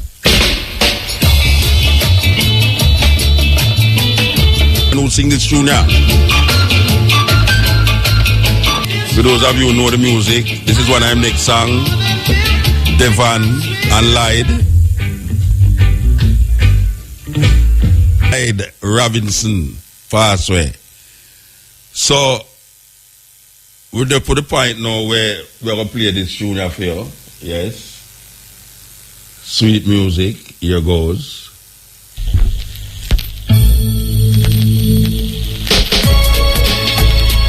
Used to manage Chalice one time, yes. Cutting Edge. Yeah. Yes. Yes, sir. Muta, how are you? My day, man.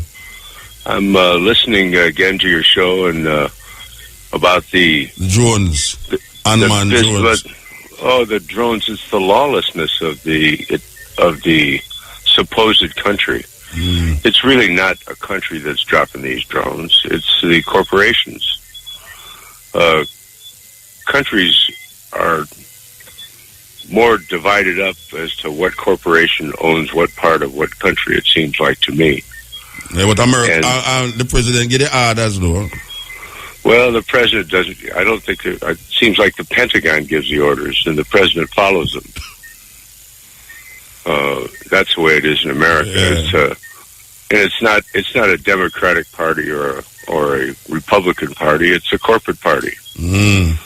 Like Ralph Nader used to say, the difference between a Republican and a Democrat is how many milliseconds it takes for their knees to hit the ground when the corporation snaps their fingers. Is it 2.42 or 2.46? But both of them are going to hit the ground at the same time. Yeah. So it makes more sense, when you understand that somebody's going to make some money off of this drone strike. It's all about money. It's always all about money. Of course. That's who makes our world go around. Those who print the money and those who shift it from one pocket to the other. And of course, one of the things that creates money is fear, and fear seems to rule most everywhere.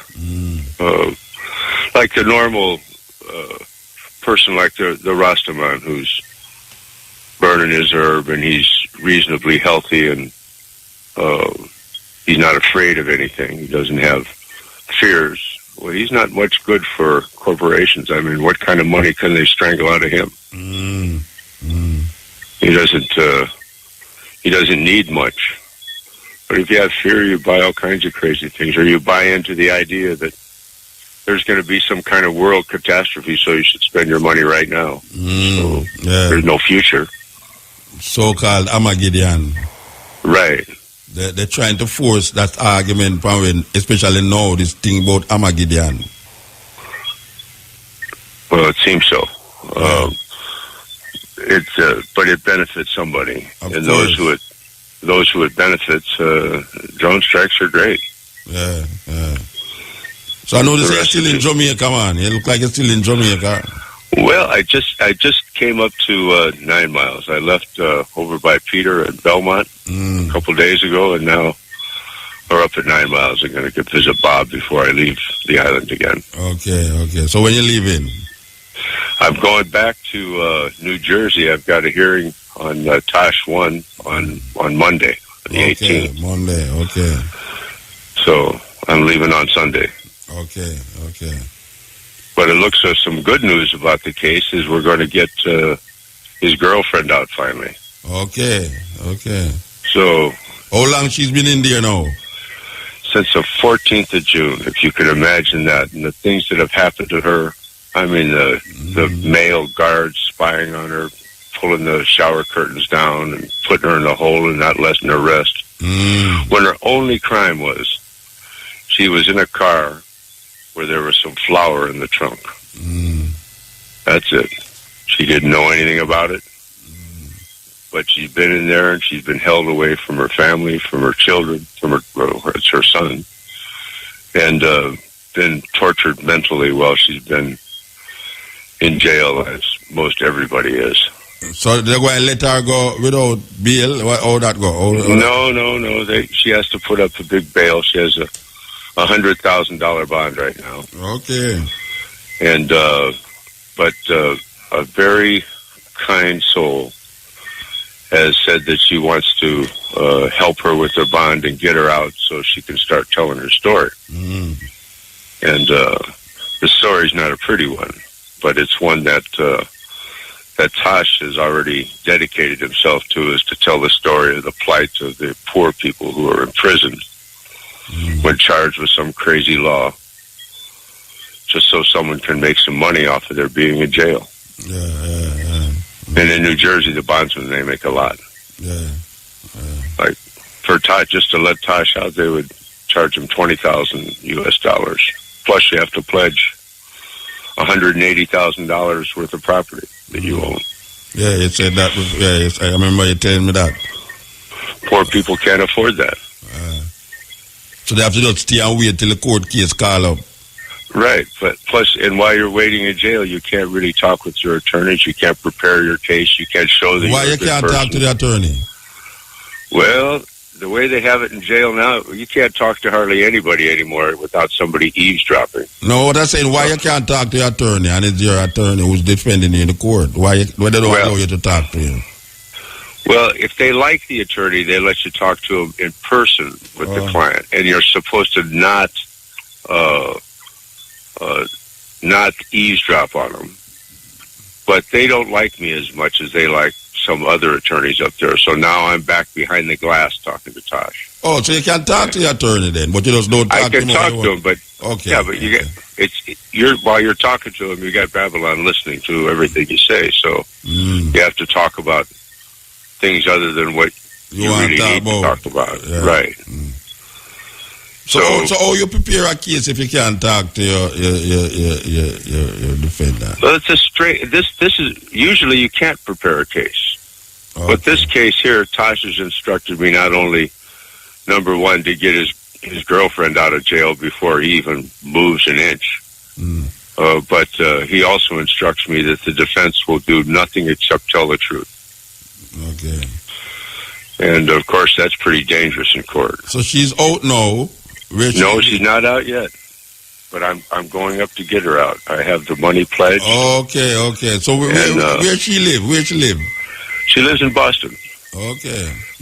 And Tosh is scheduled to perform in Boston on the 20th, but he's probably, unless we can get some bond money together for him, he may miss this performance like many others that he's missed since he's been in jail. And in America, we have this assumption that you're innocent until proven guilty, but you're treated as if you're guilty in that you stay in jail. You haven't proved it.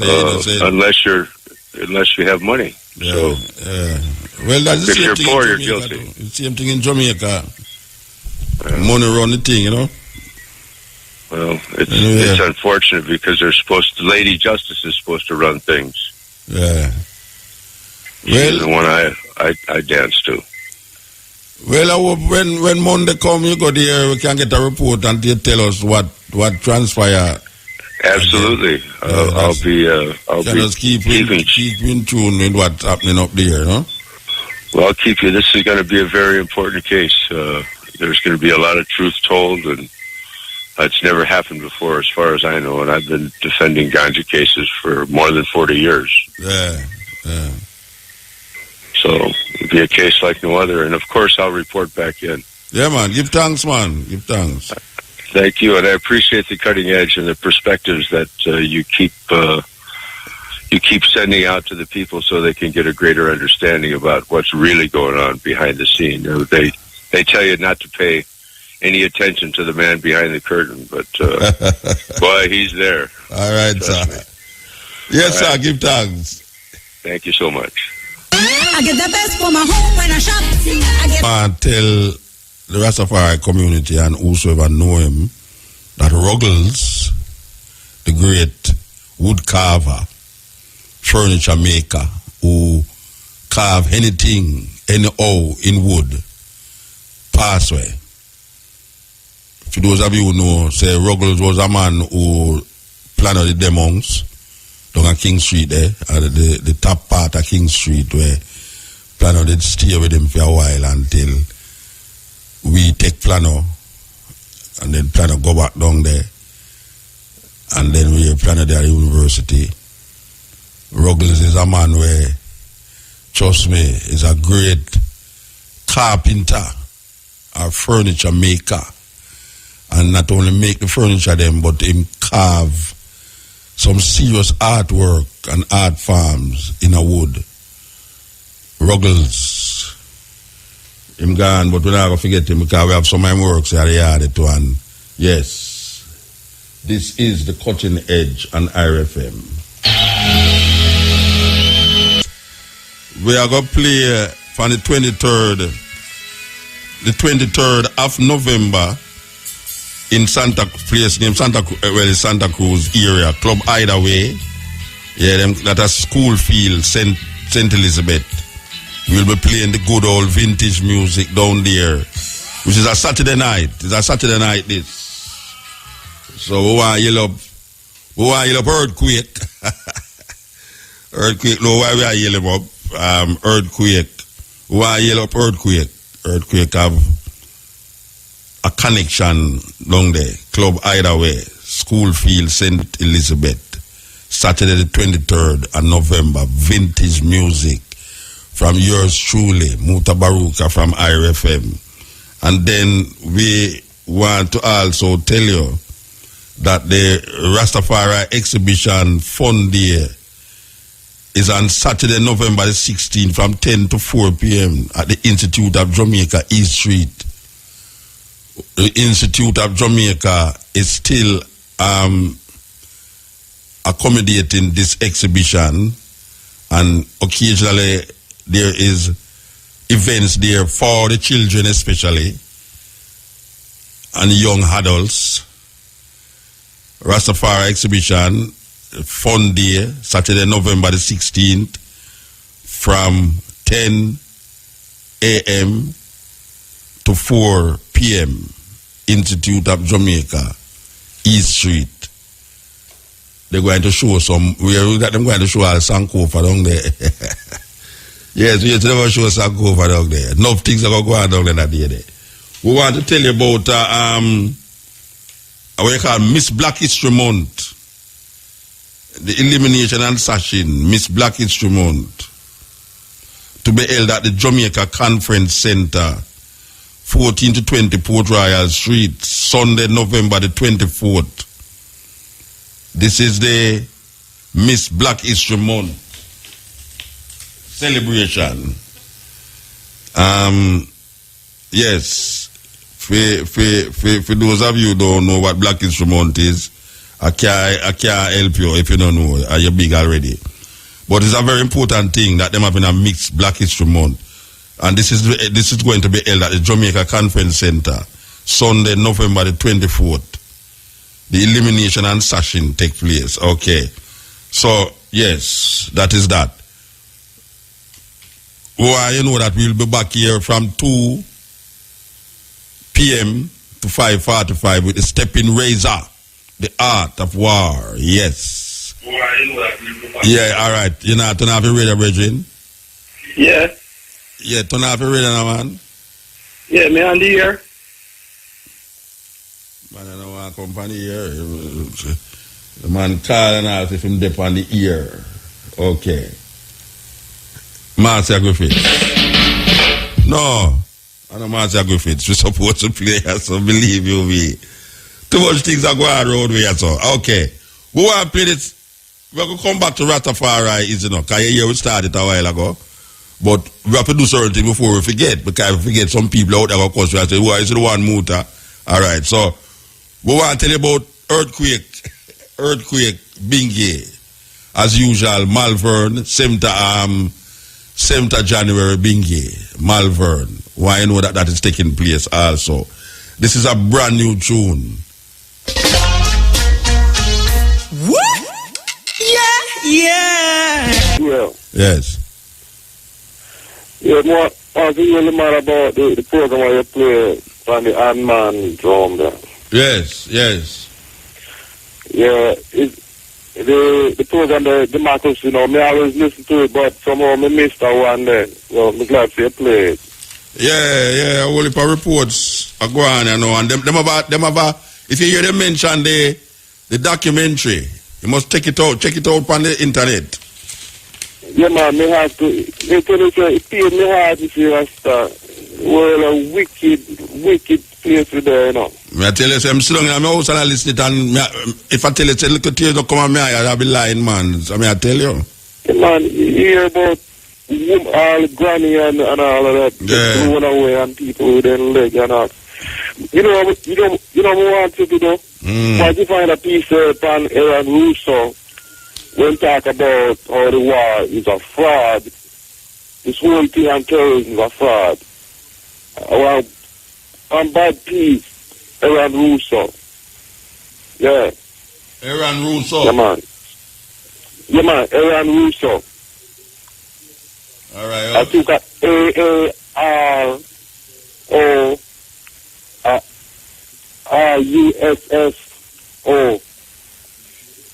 Yeah, man. That sound like you're not sure, though.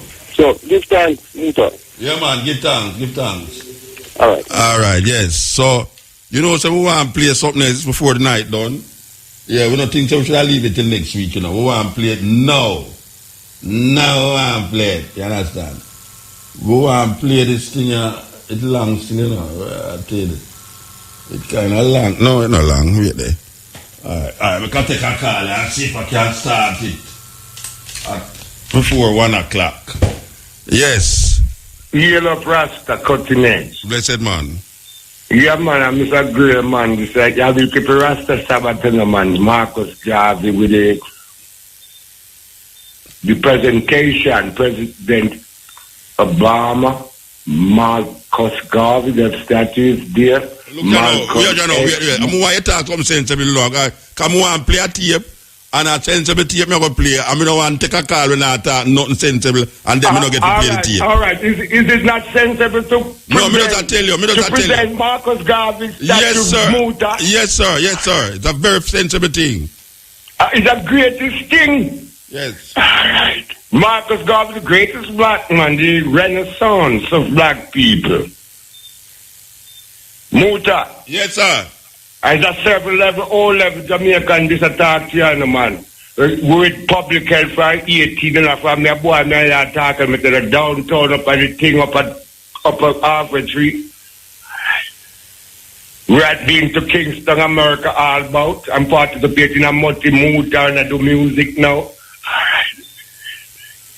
Etc. I want to interview tell her that me see America no one look on the paper them and see it to themselves like we don't walk the walk with Rasta. Like we don't want to see it in the Texas 7-11 can do foolishness. At that level in a court in America. And we don't want to see it in themselves. Who's Uno yata? No, me just a show that some me see that the intelligence come out. I have never copy of it without I for moved a long time. Unless they don't give you. Miss Kelly bring interview people from America and this is the Marcus Garvey of Jamaica. Like a status quo Rasta deal with no one not the original justice and freedom walk and talk. I talk it and I walk it move. That's why I yard. All right, sir. And I want to interview me too. Then I get interview, you get interview, you know, one. No, I want to see the paper, then that's what I talk about. You don't think it's a figment of an imagination, that it is a real stuff. All right, well, bring the paper, them come give me then, man.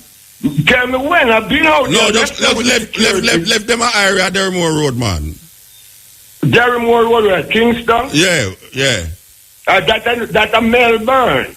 Yeah, that's a Melbourne cricket field. That area wood shit. All right, well, left it at the security down here, so.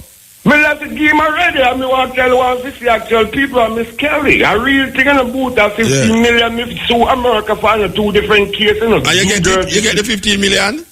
Get what? That man showing the kind of corruption we're going to America court where I couldn't. All right, here what you do know. You go send. All right, send the paper down here. Send the paper down here. Me carry it out more than one time. I mean, play the drum before I moved 2 times. Yeah, all right.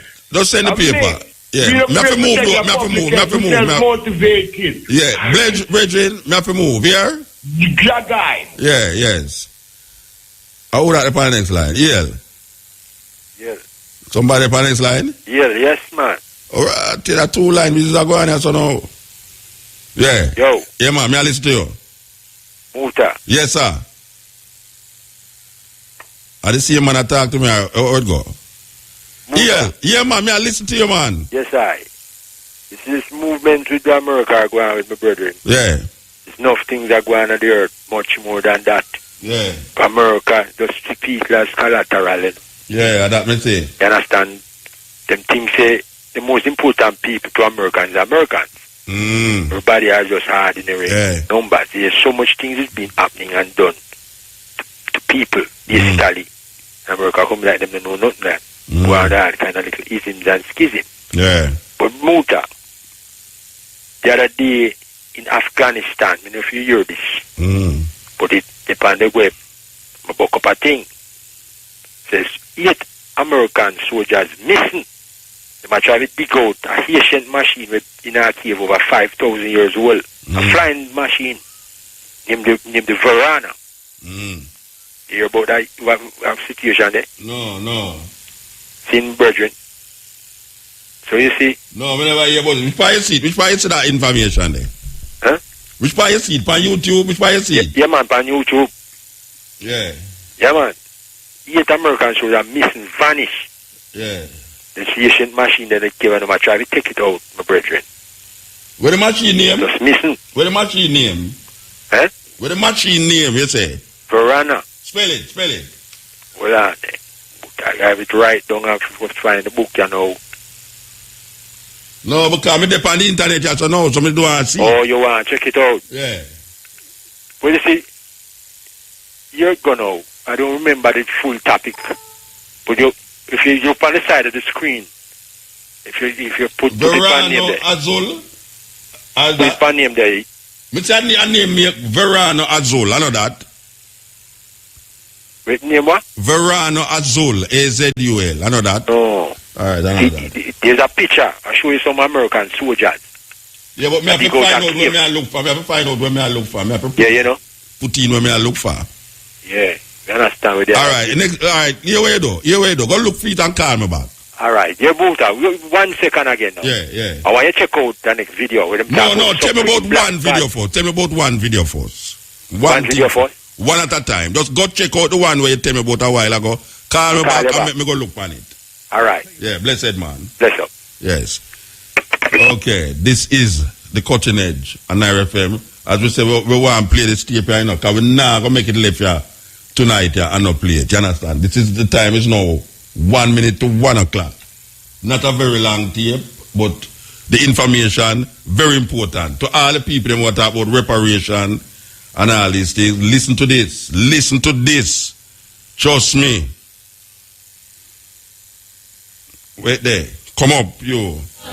No more auction block for me, sweet honey in the rock. This is Democracy Now!, democracynow.org, the War and Peace Report. I'm Amy Goodman as we turn to a new book, 10 Years in the Making, that looks at how some of the country's major universities, Harvard, Yale, Princeton, Brown, Rutgers, Williams, the University of North Carolina, to name just a few, are drenched in sweat and sometimes the blood of Africans brought here as slaves.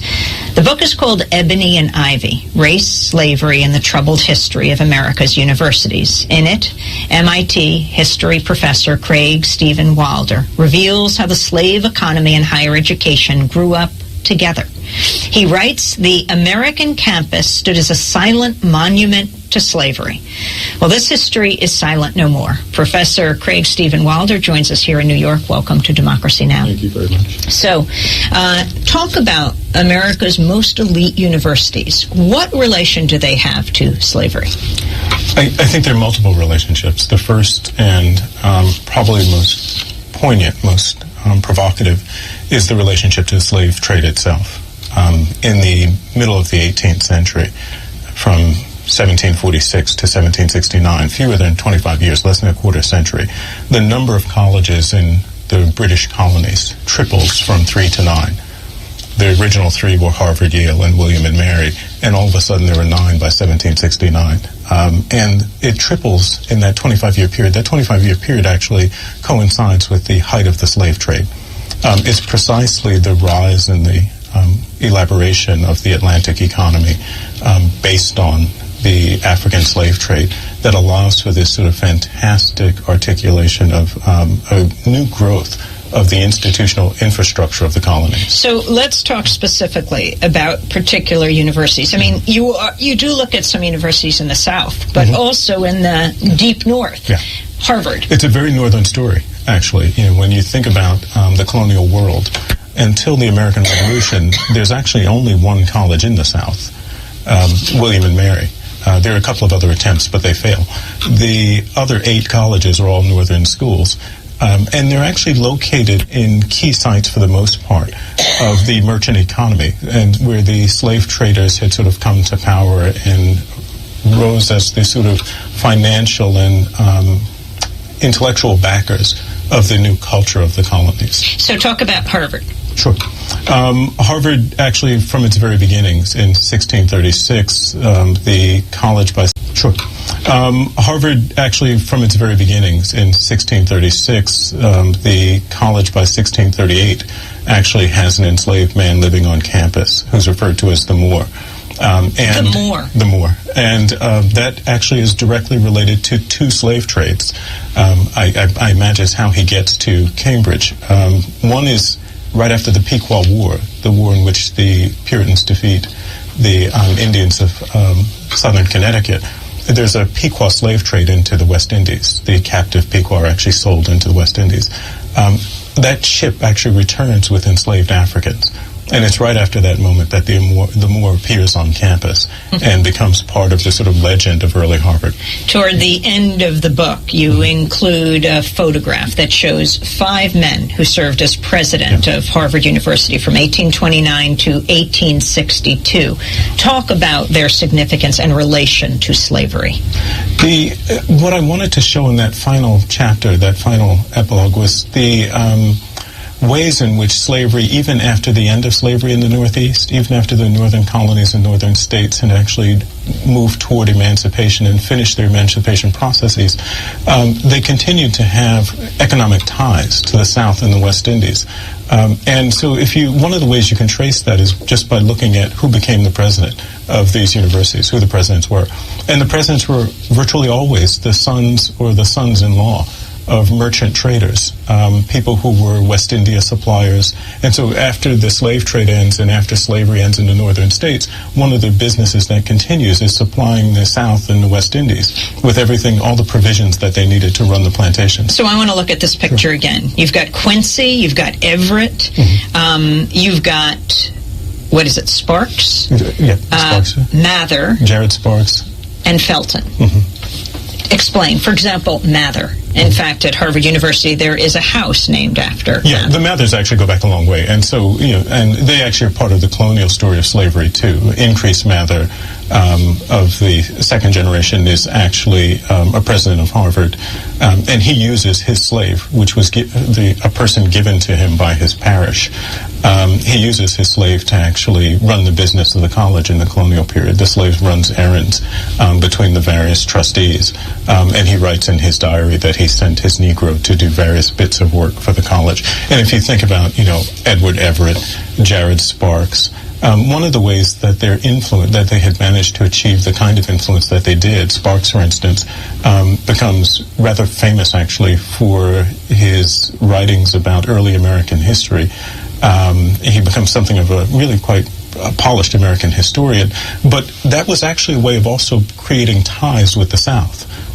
Intellectual relationships with the South. And so his writings as a historian also allowed him to create intellectual connections to these very important regions, and regions that remained important in the financing of higher education long after slavery ends in the Northeast. What about Yale University? Yale actually is a very similar story. In 1701, when the original founders are actually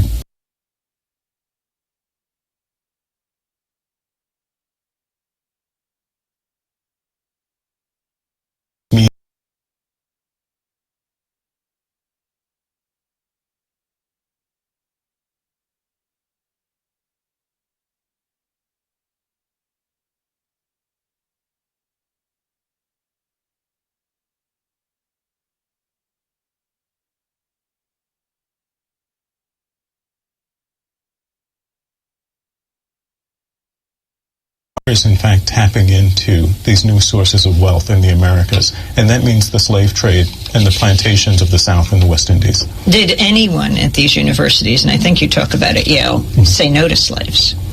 Yes. There's at every moment that there's a push towards slavery, there's also anti-slavery. There's an anti-slavery tradition actually emerging from the 17th century right through the 18th century. And much of it, because it's an intellectual movement, because it's a moral and religious movement, is actually housed on campus. And so you have this tension on campus, and I try and actually point that out at various times in the book. One of the examples that I use actually relates to the image that you showed of the presidents, and particularly Quincy. Under Quincy's administration, Charles Fallon, the German the German professor at Harvard, who was a rebel of in Germany and who was chased out for his radicalism, comes to the United States, gets appointed professor of German at Harvard, and then is immediately attracted to the abolitionist movement. Fallon is actually punished for that decision. He eventually loses his professorship, and when you trace the origins of the professorship, the funding had largely come from families with ties to the slave trade and slavery. I mean, that's very interesting. What you point out at places like Harvard is that a lot of the endowments for the professor chairs come from the slave trade. Yeah, the very first endowed professorship at Yale, the Livingston Professor of Divinity, actually comes from the Livingston family of New York and New Jersey, and it's the second generation Philip Livingston gives it in basically recognition of the fine education that his sons had received at Yale. And Livingston is one of the Livingstons are one of the larger slave trading families out of New York City, the rivals for places like Newport, Rhode Island, and Providence, which dominates the North American trade. Certainly the Philadelphians and the New Yorkers were trying to catch up. And we're going to talk about the DeWolf family, the largest slave trading family, in a moment. We're going to be joined by one of the DeWolfs, Katrina Brown, and how she traced the trade in her family. But I want to ask you about Princeton University. Princeton is, to me, one of the more interesting of the schools. They're all distinct in some ways, but founded in 1746 and founded in a religiously radical tradition, the evangelical tradition, Princeton finds itself struggling in its early years. In 1768, it had just had a sequence of short presidencies, 2 deaths, including 2 deaths of the president. And they recruit the Scottish minister, John Witherspoon. One of the Princeton alumni, then the College of New Jersey, is actually studying medicine in Edinburgh. And he's acting on behalf of his college to recruit John Witherspoon of Paisley to come to New Jersey. Witherspoon eventually makes the decision, he and his wife Elizabeth, to cross the Atlantic and go to New Jersey. And one of the things I argue in the book is that what would make this successful minister from Scotland attracted to a relatively unsuccessful college in a colony that's actually not, in fact, a powerhouse in North America? And the answer is really the extraordinary Scottish network in the Americas, the ways in which the Witherspoon family, in particular, had reached out across the Americas and branched out across the Americas and provided Witherspoon a way of actually securing and stabilizing the College of New Jersey by exploiting these family and national connections, the Scottish diaspora in the Americas. And it included particularly Scots who were moving into the Carolinas and Virginia, into the backcountry of Virginia and the Carolinas, and into the Caribbean. And what did that have to do with slavery? That means that actually what he ends up doing is sort of pointing and looking south for new sources of students and money. As soon as he arrives, in fact, shortly after he arrives, he publishes a missive to the West Indies in which he promises the planters of the British West Indies that their sons would be better off in Princeton, New Jersey, which is intimate and close enough where the faculty take very good care of the boys, rather than sending them to England, where young men from the West Indies are known to be wealthy and get preyed upon by people of loose morals and broad ambitions. So sending them to Princeton actually would be better for them, but it would also be better for Princeton. And he makes this, he's not the only one to do this. I should point out that if you look at those colleges that are founded in the mid-18th century, they all send ambassadors to the West Indies in search of money and students. Tell us about Betsy Stockton, who was enslaved by an early 19th century president of Princeton. The Stockton is actually was given to the wife of that president as a gift when she was a younger woman. And then through marriage actually comes into the household of Asheville Green, the president of Princeton, who ends up president of Princeton. He eventually emancipates her. He also actually establishes, and this is that tension between slavery and anti-slavery, he establishes a ministry with many of the people in the black community surrounding Princeton.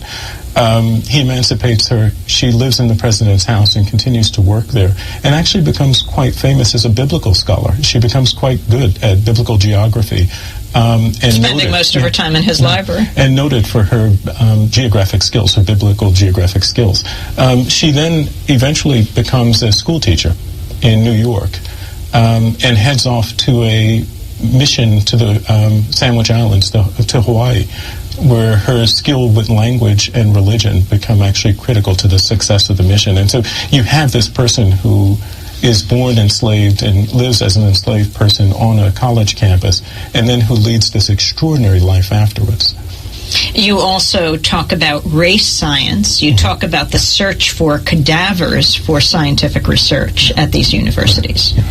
And one of the things I wanted to do with the book was to try and explain both how slavery and the slave trade provided the foundations for the rise of higher education in North America. But I also wanted to explain the role that colleges played in perpetuating slavery and the slave trade. And that's where you get to race science. That's where race science becomes critical, because it's precisely on campus that the ideas that come to defend slavery in the 19th century get refined. They get their intellectual legitimacy on campus. They get their scientific sort of veneer on campus. And they get their moral credentialing on campus. And so I wanted to trace that process. And one of the ugliest aspects of that is the use of marginalized people. In the Americas, in the United States, it's enslaved black people, often Native Americans, and sometimes the Irish, for experimentation. The bodies that were accessible as science rose, and science is rising in the 18th century, in part by turning dissection and anatomy into the new medical arts. But that requires bodies, it requires people. In the British Islands, that means you're often exploiting Ireland. In North America, it means you're often taking advantage of people who have no legal and moral protection upon their bodies, the enslaved. Can you give an example? Sure. Actually, at Dartmouth, the medical college, it would be unfair to say that the medical college begins with this moment, but the teaching of science in Hanover begins when the physician to the president, the founder of Dartmouth, Eleazar Wheelock, drags the body of an enslaved black man who's deceased, named Cato, to the back of his house and boils that body in an enormous pot to free up the skeleton, to wire it up for instruction. That act is not unusual. In fact, when the first medical colleges are established in North America in the 1760s, the first is at the College of Philadelphia, which is now the University of Pennsylvania, and the second is at King's College, which is now Columbia. When those institutions are founded, actually, they're founded in part of what allows them to be established is access to corpses, access to people to experiment upon. And in fact, it's precisely the enslaved, the unfree, and the marginalized who get forcibly volunteered for that role. Craig Stephen Wilder, I want to ask you to stay with us. So we're going to trace one family's roots to the largest slaveholding family in America. And I'd like you to comment on it and how it links to the universities of this country. Craig Stephen Wilder is the author of Ebony and Ivy, Race, Slavery, and the Troubled History of America's Universities. Oh, you can go to our website to read the book's prologue at democracynow.org. Professor Wilder teaches American history. I tell you. No, Rasta, believe you me. I want to really listen to what the man talk about, that's all. The man talk about the major universities in America was built. I was built now, we're not talking about the physical building neither. We are talking about the ideas, concepts, and funding was built directly off of slavery. Our foreparents. The last thing you mentioned about biology and all these things where the bodies of Africans, our ancestors, was used for experiments in them laboratory inside of the university. Bodies boiled in liquid that the skin can come off, get the skeleton. Hey, that's some terrible thing. Trust me, not easy. Not easy at all. This is the cutting edge on RFM. We're there with you 2 p.m. to 5:45 with what we call the stepping razor, the art of war. So we'll go back to this. At MIT. He also taught at Williams College as well as at Dartmouth. Stay with us.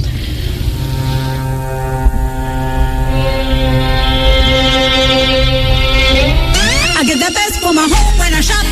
I get so much more when I shop. We want with black people could just dance out the revolution and party out the revolution and sing out the revolution. With we are going here right now in our earth, yes or no, you know what I mean? Them way there, I mean, we are going to whine out the revolution. I mean, really. Because we need to get more serious than that, though. Believe you me, because you have some people in our earth who are well serious about them survival, you know. Black people must get so docile in them thinking and them behavior that them forget so we're there at war. We continue our conversation on slavery.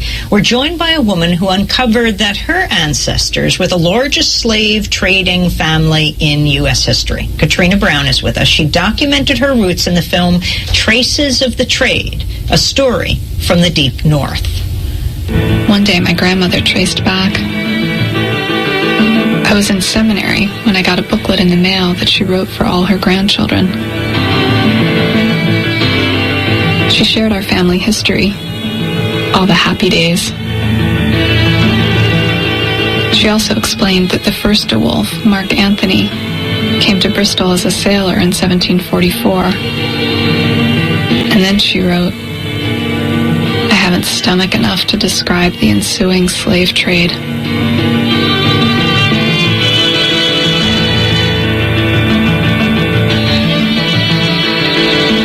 What hit me hard was the realization that I already knew this.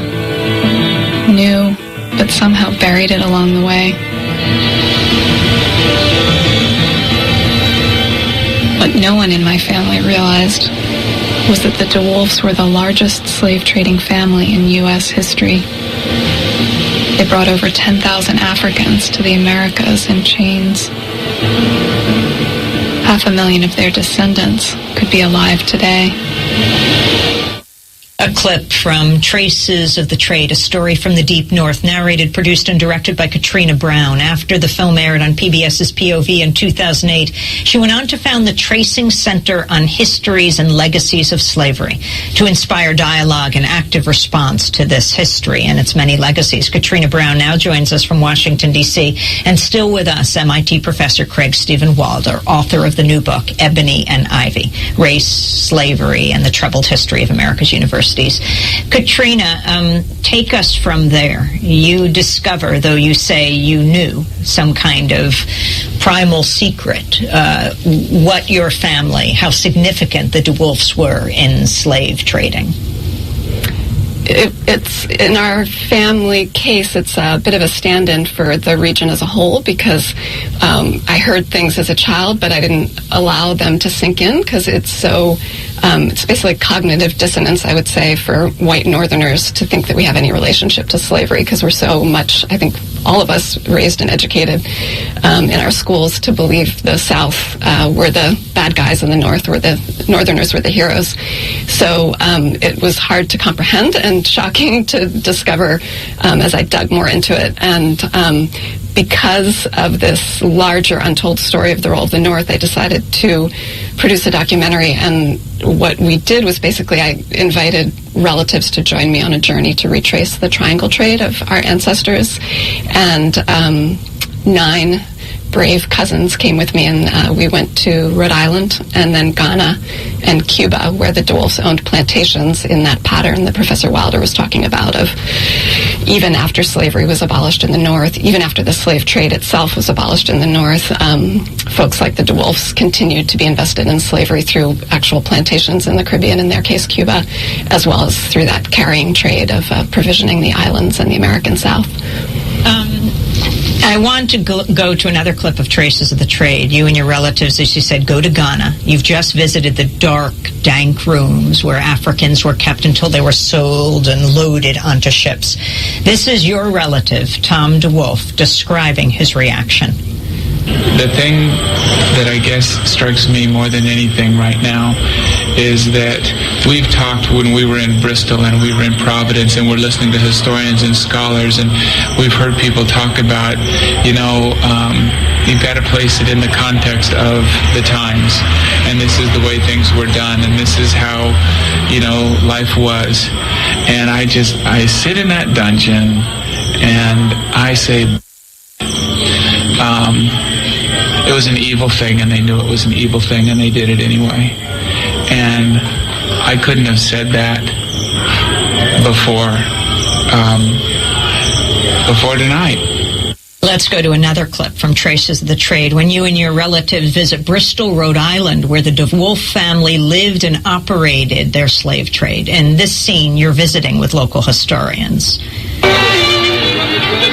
The more historians we talked to, the more sobering it got. The slave trade, you got to remember, is not just a few people taking a boat and sending it out. Everyone in town lived off slavery. The boat makers, the iron workers who make the shackles, the coopers who made the barrels to hold the rum, the distillers who took the molasses and sugar and made it into rum. So literally the whole town was dependent on the slave trade. All of the North was involved. All these cities and towns along the coast. Salem, Boston, Providence, New London, New Haven, New York, and the rural areas around them either traded slaves or manufactured goods or raised farm products for the slave trade. That was historian Joanne Pope Mellish in a clip from Traces of the Trade. Katrina Brown, some members of your family went on this journey with you. You were also shunned by others. Where has this taken you? I mean, this is not, as you point out, just any family involved with slavery, although that's unbelievable to say in itself. It's your family is the largest slave trading family in the United States, and it's in the North. Yeah, so wouldn't shock you or listeners to hear that there was obviously a great deal of anxiety and discomfort and nervousness about the idea of publicizing our family history, and I think one of the things I've come to appreciate is the depth of the emotions that get in the way for white Americans more broadly, not just our family. We're an extreme case, but I think it's a sort of an example of a larger pattern, which is that defensiveness, fear, guilt, shame, those emotions get in our way, both from really confronting the history and coming to appreciate the vast extent of sort of the tentacles of the institution of slavery and how fundamental it was to the birth and success of our nation, and to paving the way for the waves of immigrants that came subsequently. So discomfort looking at that history, but then also obviously discomfort around grappling with the implications for today and really coming to grips with that. And I hear so many Black Americans say, we're not trying to guilt trip you. Quit taking it so personally. We just want you white folks to show up for the work together with us of repairing those harms that, continue to plague this country. So I've noticed how I've gone from extreme kind of knee-jerk guilt reaction upon learning this about my family and my region to a more grounded and I would say mature and calmer ability to take stock of the inheritance that I think we're an extreme case again, but it provides a view into what I think all white Americans need to look at in terms of those legacies of white privilege and whatnot. And Katrina, what is your family's, the DeWolf family's relation to Brown? Of course, your last name is Brown, but Brown University, of course, they're based in Rhode Island. I know the DeWolf, one of the DeWolfs wrote the alma mater of Brown. So I'm Brown with an E, so it is a different Brown. But yeah, James DeWolf, who was one of the more prominent slave traders in the DeWolf family, apprenticed with John Brown, who was a slave trader, and they both ended up in Congress and worked together to help preserve the slave trade, to help protect the Rhode Island slave trade, and all kind of in cahoots even with President Thomas Jefferson around some of that. It's a longer story, but in any case, the economy of Rhode Island was steeped in the slave trade. It usually shocks people to hear that Rhode Island was the leading slave trading state in the country, not South Carolina or Virginia. And that leads to the founding of the university and some of the early funds for Brown University. It's interesting that Ruth Simmons, who is the former president of Brown, great-granddaughter of slaves, first African-American president of any Ivy League university, also, and I want to bring Craig Wilder back into this conversation, commissioned the first Ivy League study of her university, Brown University's connection to slavery. Professor Wilder. I think this is actually a critical moment in American history, and throughout the process of sort of talking about the book, one of the things I've constantly returned to is her decision in 2003 to commission a study of Brown's relationship to the slave trade. And this happened for a number of reasons. There was a blow-up at Yale at its 300th anniversary about Yale's relationship to the slave trade, which became quite controversial. That also helped spark rumors about other institutions, and the public secret of Brown's relationship became even more pronounced and lively when she became president, when the first non-white president of an Ivy League institution took office. It took tremendous courage to make that decision. The report in 2006 is an extraordinary example of moral leadership, of how we actually get this conversation happening. And as Ms. Brown was saying about the documentary, one of the things I think is fascinating about both President Simmons' decision, the subsequent report, and the public reaction to it, is that much of the hostility and fear that people had anticipated, the problems that they had anticipated when the report and the commission were first announced, actually didn't really materialize. And if you look at the recent history of the way in which we've engaged with the question of slavery in America's past, the Brown Report, documentaries like Traces of the Trade, the New York Historical Society's exhibit on slavery in New York, the anniversary of the end of the slave trade in England, one of the things I found fascinating is that it provides extraordinary evidence that the public is ready for a difficult conversation, that in many ways we tend to underestimate the capacity of people to really deal with, and their desire to deal with these problems. When her cousin, I believe it is in the documentary, was saying that, reacting to this slave trading port and this material culture of the slave trade that's surrounding him, one of the things I like to remind people is that the things that white Americans find difficult and horrific, that generate feelings of guilt and fear, are also actually troubling and horrific and difficult for black Americans.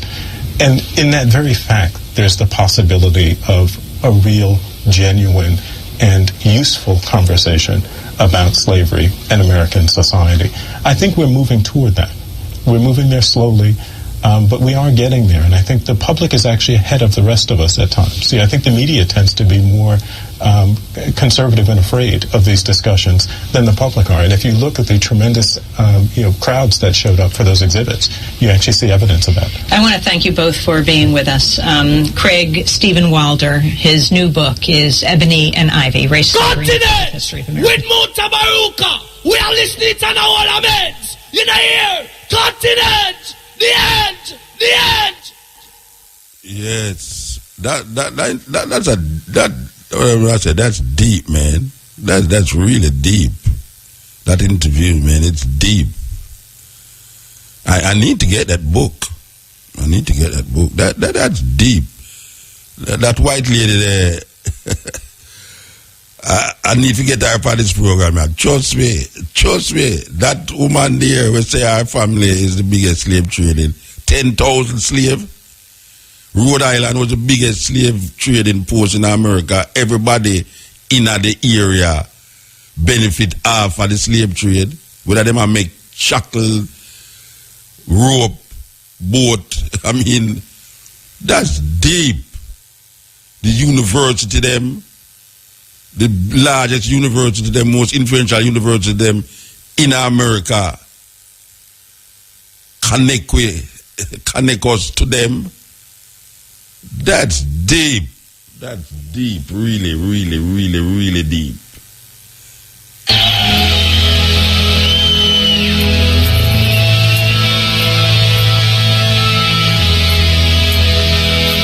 Highly. The interview is powerful still. The one with the woman a while ago. Yeah. That's deep, man. Yeah, and I did a whole rims on it too, you know. And where I did a rims, you see, it's like in a Jamaica, you did have a relationship with the slaves and slave masters. So for instance, we're on a sugar factory. You know, the slaves were the one who actually were the professionals in the product. Yeah. Whether molasses or sugar or. Yeah.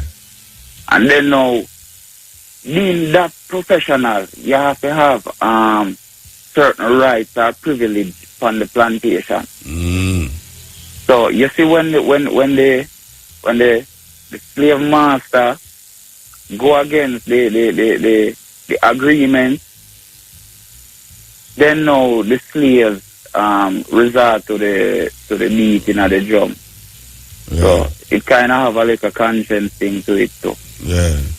So the slave master actually couldn't sleep and sometimes end up dead too. About attack too. Yeah, so that's why the fear, the heavy fear of the drum there, kind of seep it, even to some architecture too, where you see some marvelous architecture worldwide in Jamaica. Yeah. You know, because them normally build some extravagant architectural thing. Yeah, slave house, not slave house, great house. Yeah. Were actually built by slaves. Yeah, man, well, if you go to Bordeaux, them tell you that, you know. In France, when we go through Bordeaux, them will show you the road, them, and as a matter of fact, you know, Granada in Spain. Remember, I say, black people there for 700 years are rule the whole place. Yeah, the Moors. Yeah, so, you know, it's not a far-fetched thing, and we know the physical labor where it take place in the Caribbean, in England, Liverpool, bill off a slave labor, slave trade. You know, a whole heap of things were happening in Liverpool, you know, can trace back to the slave trade. A whole heap of company.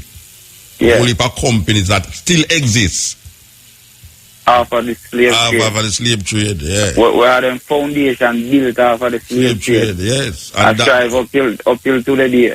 Yeah. No, would I love get a white woman upon this program, our staff. Well, that's nice. Yeah, if we go through the whole thing about our family. And you know, those, yeah. And it kind of have a little breath of fresh air to it because, you know, you're not hear that like you free up ourselves. You know, white people come tell you that more than so. Exactly. And when we say it, go like say we are talking about things for gone too long. Yeah, we will not let that go now and move on. We are move on where we are talking about it. Anyway, give thanks. Exactly. Give thanks. Look, you know, you're the main reason why I did show that, you know. I did come across one interview where I did do sometime in the 90s, I think 94. With this virgin named Abuna Blackheart. Yes, pass away, Abuna Blackheart, yeah. Yeah, and Judah Coptic. Yes, man, the same virgin them. And him did make certain claims to say him did beat the drum and kill Edward VIII and him did teach Jalide and some more virgin. You know, even to what we did a reason earlier about the meeting of the justice. So what I did do is upload it on YouTube. You know, so for all ones out the same way can give a look if it sound interesting. All right. You know. Yeah, man. Give thanks for the energy. And the interview, the great. Yeah, man. The one in the 94 now, you know. Yeah. So just keep up the good work. All right. Blessed, man. All right.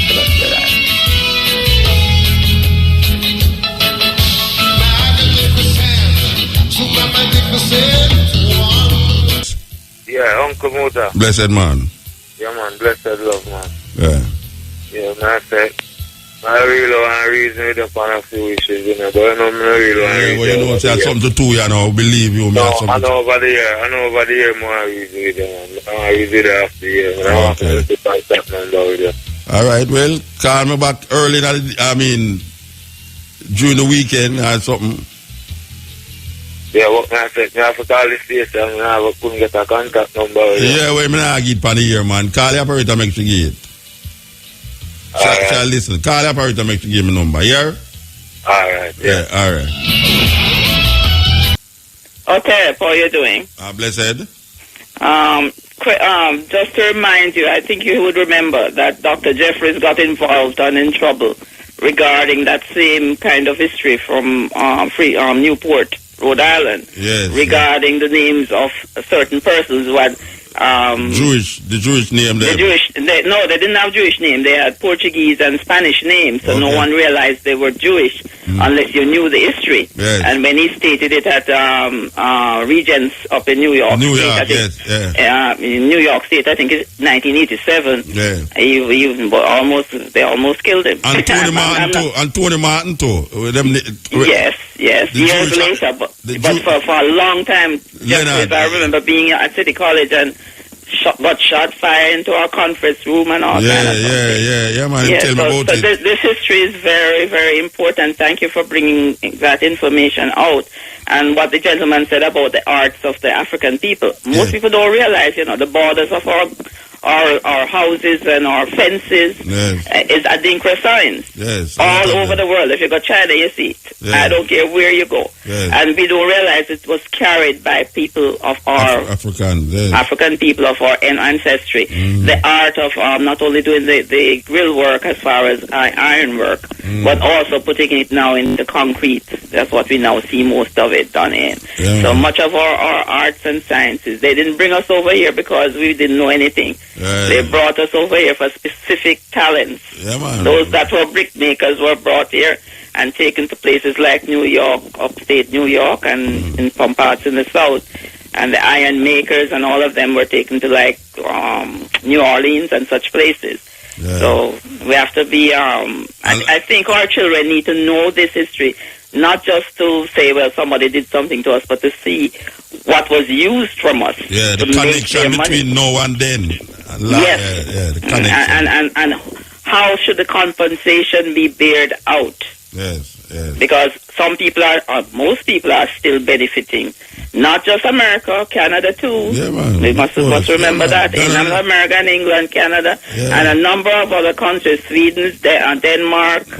What's the other one? I can't even remember. Holland and Portugal, of course, but Portugal is so poor, forget them. And Spain, definitely, and even Belgium to some extent. Well, Belgium was in the Congo with Leopold for a long time.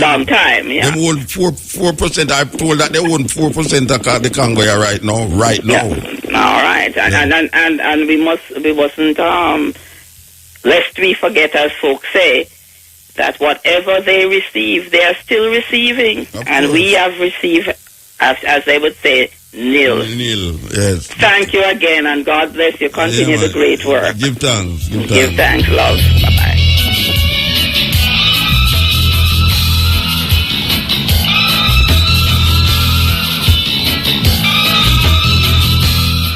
Say the program management have to go find that woman there for me. It's the first I go everywhere. It's the first one they part of the program. I interview a white woman like a white interview that one there. Trust me, believe you, if you fly and come down and sit down in that interview, share with me. Yeah, there's not even call for Not even this don't even not even a telephone interview or what, you know. Who want to come sit down in the place, yeah. Yeah, believe you me. That little interview there strike me. Yeah. I'm cutting. Yeah, blessed. DJ Kev, Alabama, how gone? Yeah, man, there, man. I play some serious tape, man. May I tell you the drone thing there? you don't afraid they take off, man. Well, I don't know. The sound gone out already, so I don't know. Let me find somewhere else to do it. Yeah, man. Serious thing, no, some serious reasoning. The drone thing there. I tell you, when I listen to it, bring it on the radio. Little tears come on my eye when I listen to it. Yeah, man, I sit down and I do something to me. I have to stop, man, because a long time you know talk about them thing there, you know. Yeah. From when the bombing, the Boston bombing and the shooting then. Yeah. From long time you don't talk about the same drone thing, you know, and man. it again manifests itself again, you know. Yeah, terrible thing, man. But all the time when something happen in America, it's like I feel them kids alone. Yes. You know, we all watch the typhoon thing that I show some people say, put yourself in them people their shoes, the disaster with them. So something happen to you and near around, it's like, you know, you just deal with what you see and what affect you. You understand? Yeah. But they have to look on all them little kids there. Them know not born or gonna no bomb or nothing. Them kids, the whole of them said way. Same way, man. Same way. And the other thing I told, the last tape I told interview with that bad too, you know? The slavery thing, with the woman with the slavery thing. And you see we full problem too, yeah. Serious thing, man, serious. The thing so embedded that, you know? Black people and the Jamaican people, we don't really know what we got through, you know? That's our problem, you know? We don't really know the extent and the atrocity them what we face and what we got through. Well, brethren, I really know them. Make I tell you something, man. I sit down in them have a TV we always on in the studio, yeah, so you see? Yeah. And from the program start until no sound, not upon it, because them turn down the sound. From the program start until now, every music video when I say come on, have some black woman a wind up on it. Wind up, I go on. Every music video when I see from 10 o'clock until now, every one of them. Which station up there? CVM, every one of them have pure woman a wind up. Okay, that may I tell you, say, Mr. Long, yes, I say, but no, I mean, black people, I mean, we don't understand where we are going. Obviously, we don't understand where we are going. You know them way there? That I say now, the conscious thing, them and deep thing, them people looking at themselves. People not too high hear them thing, then either. No, it's not. I know why I hear it, you know. That's how the media feed it. It's all the media feed it, you know, because it's the media. Watch it. I mean, sit down and I watch it, you know. I mean, I say, all right, the media, that's how them feed it. One, because them claims, you know, nobody, no picnic, watch it and all. Yet we know, say, picnic, watch it. Them always have said it. In the day, them put on them same video that it no extra extent. So, it's like a cable TV at work now. But me I tell you, man, everyone. I see some people give them youth gun Halloween time and give them youth gun and some little thing. I say, when the youth go do something, them I say, I want them to the youth, them I behave so. How will you give him? Yeah. You know, see it? Yeah. This tie gun thing. You know, give my youth no tie gun, you know. People still go give picnic tie gun. It's not illegal to do that in Jamaica. I think tie for bringing tie gun in Jamaica. Hey, I better not get shot that day with a tie gun, man. Yeah, well, I saw the police them say the man pull a gun. Them shot him, and when them realize it, it's a tie gun. A man I go pull a tie gun for some police. Am I idiot? That don't sound right to me. That don't sound right to me when me hear it, you know. And it's a man already there prison already, you know. It's a prisoner escape, you know. And them go hunt him down now. And them report say the man draw gun at them. Yeah. And them shot him, and when them look, it's a tie gun. You have to say the man who the prisoner never knows it's a tie gun. Him have so mad that him can't go see police and draw a tie gun. No, them report there. Me can't sum up the report the Rasta. Yeah, tell them, Muta, man. Tell them. It's all like madness. It's all like madness. Anyway. Yeah, man, give thanks, give thanks. And they play the tape where you play the body there with the brother Finger. My name Joseph Atwell. Joseph Antwell. Yeah, we still analyze that, you know, play the everybody analyze. I'll me analyze it just still. Trust me, I'll me analyze it just. Yeah, man, it's deep, man. We still have some reading. Yeah, and you know, someone's write me from all over the place, say them and listen to it, and give me other information too, you know. Yeah, whole heap of ones react to it and give me other information. So I must go up on the website, go look for this, go look for that. And so we give thanks for all of that too, you know. Yeah, man, keep them coming, man. Keep them coming, man, you know. Yeah, man, give thanks. I see how me record it now. My kids too much 30 years to listen to them things. So me have all them record and me have them you know. Yeah. I'm going to yell up a little youth named Natanya. I never yell him up yet, you know. Believe it, all the things that we give me, I never yell him up. I'm going to yell him up tonight. Yeah. I yell up Natanya. Is a virgin who always come down at the studio and give me dozens of CD and DVD for the watch. Yeah, man. You yell him up. Give thanks, virgin. Yeah, man. Give thanks. Tomorrow,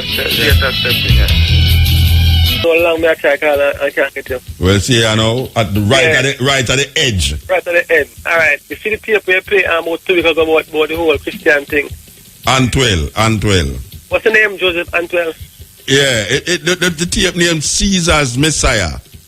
Caesar's Messiah. So if you go on Google and... Yeah, man, you'll find it. YouTube, Google, anyone. Caesar's Messiah. Caesar's Messiah. Caesar.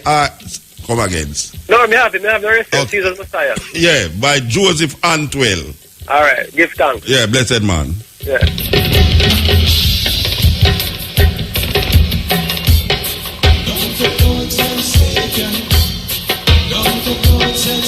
Come to the edge of the bump, you know. I tell you, them interview they have me away. Yeah. I mean, I'm me a plate. I be a plate and I be did put it hard, but when you hear it again, it's like, yeah, man, it's rough. Why? The media joke, though, you know. Yeah, the media ramp, Rasta. The media buying the people them. It's like you screw on a nut on a bolt and you cross thread it. And that the media do to the people them. Cross thread the people them. You know see it? So you find say no everybody a move sideways. Everybody a move sideways in the system as so now. But with you, I try to make a difference, you understand? With all of the madness where people are saying we're mad and people say this and people say that. We don't care. We're there still, you understand? All right, so we give thanks to the moment and the time. We want to play this tune, yeah? I guess it's going to be the last tune, but we're going to play it from now. That's when I have to cut it when Matrix come. Yeah, that's that because we want to hear the whole life. That tune we have played for years.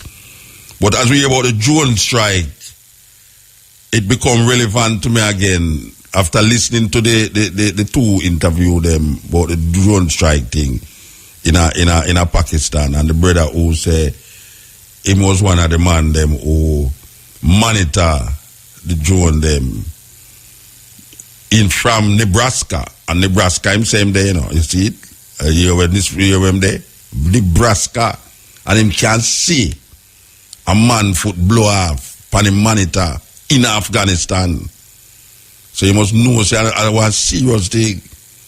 More time now you watch all a movie, you know.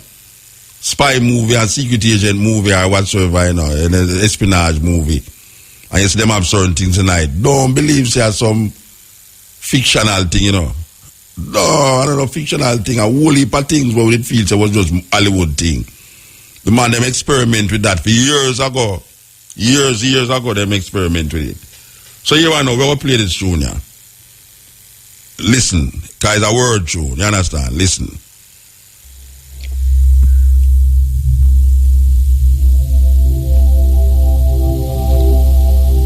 Oh, money, it means nothing. In my age, it means less. For the country I come from is called the Midwest.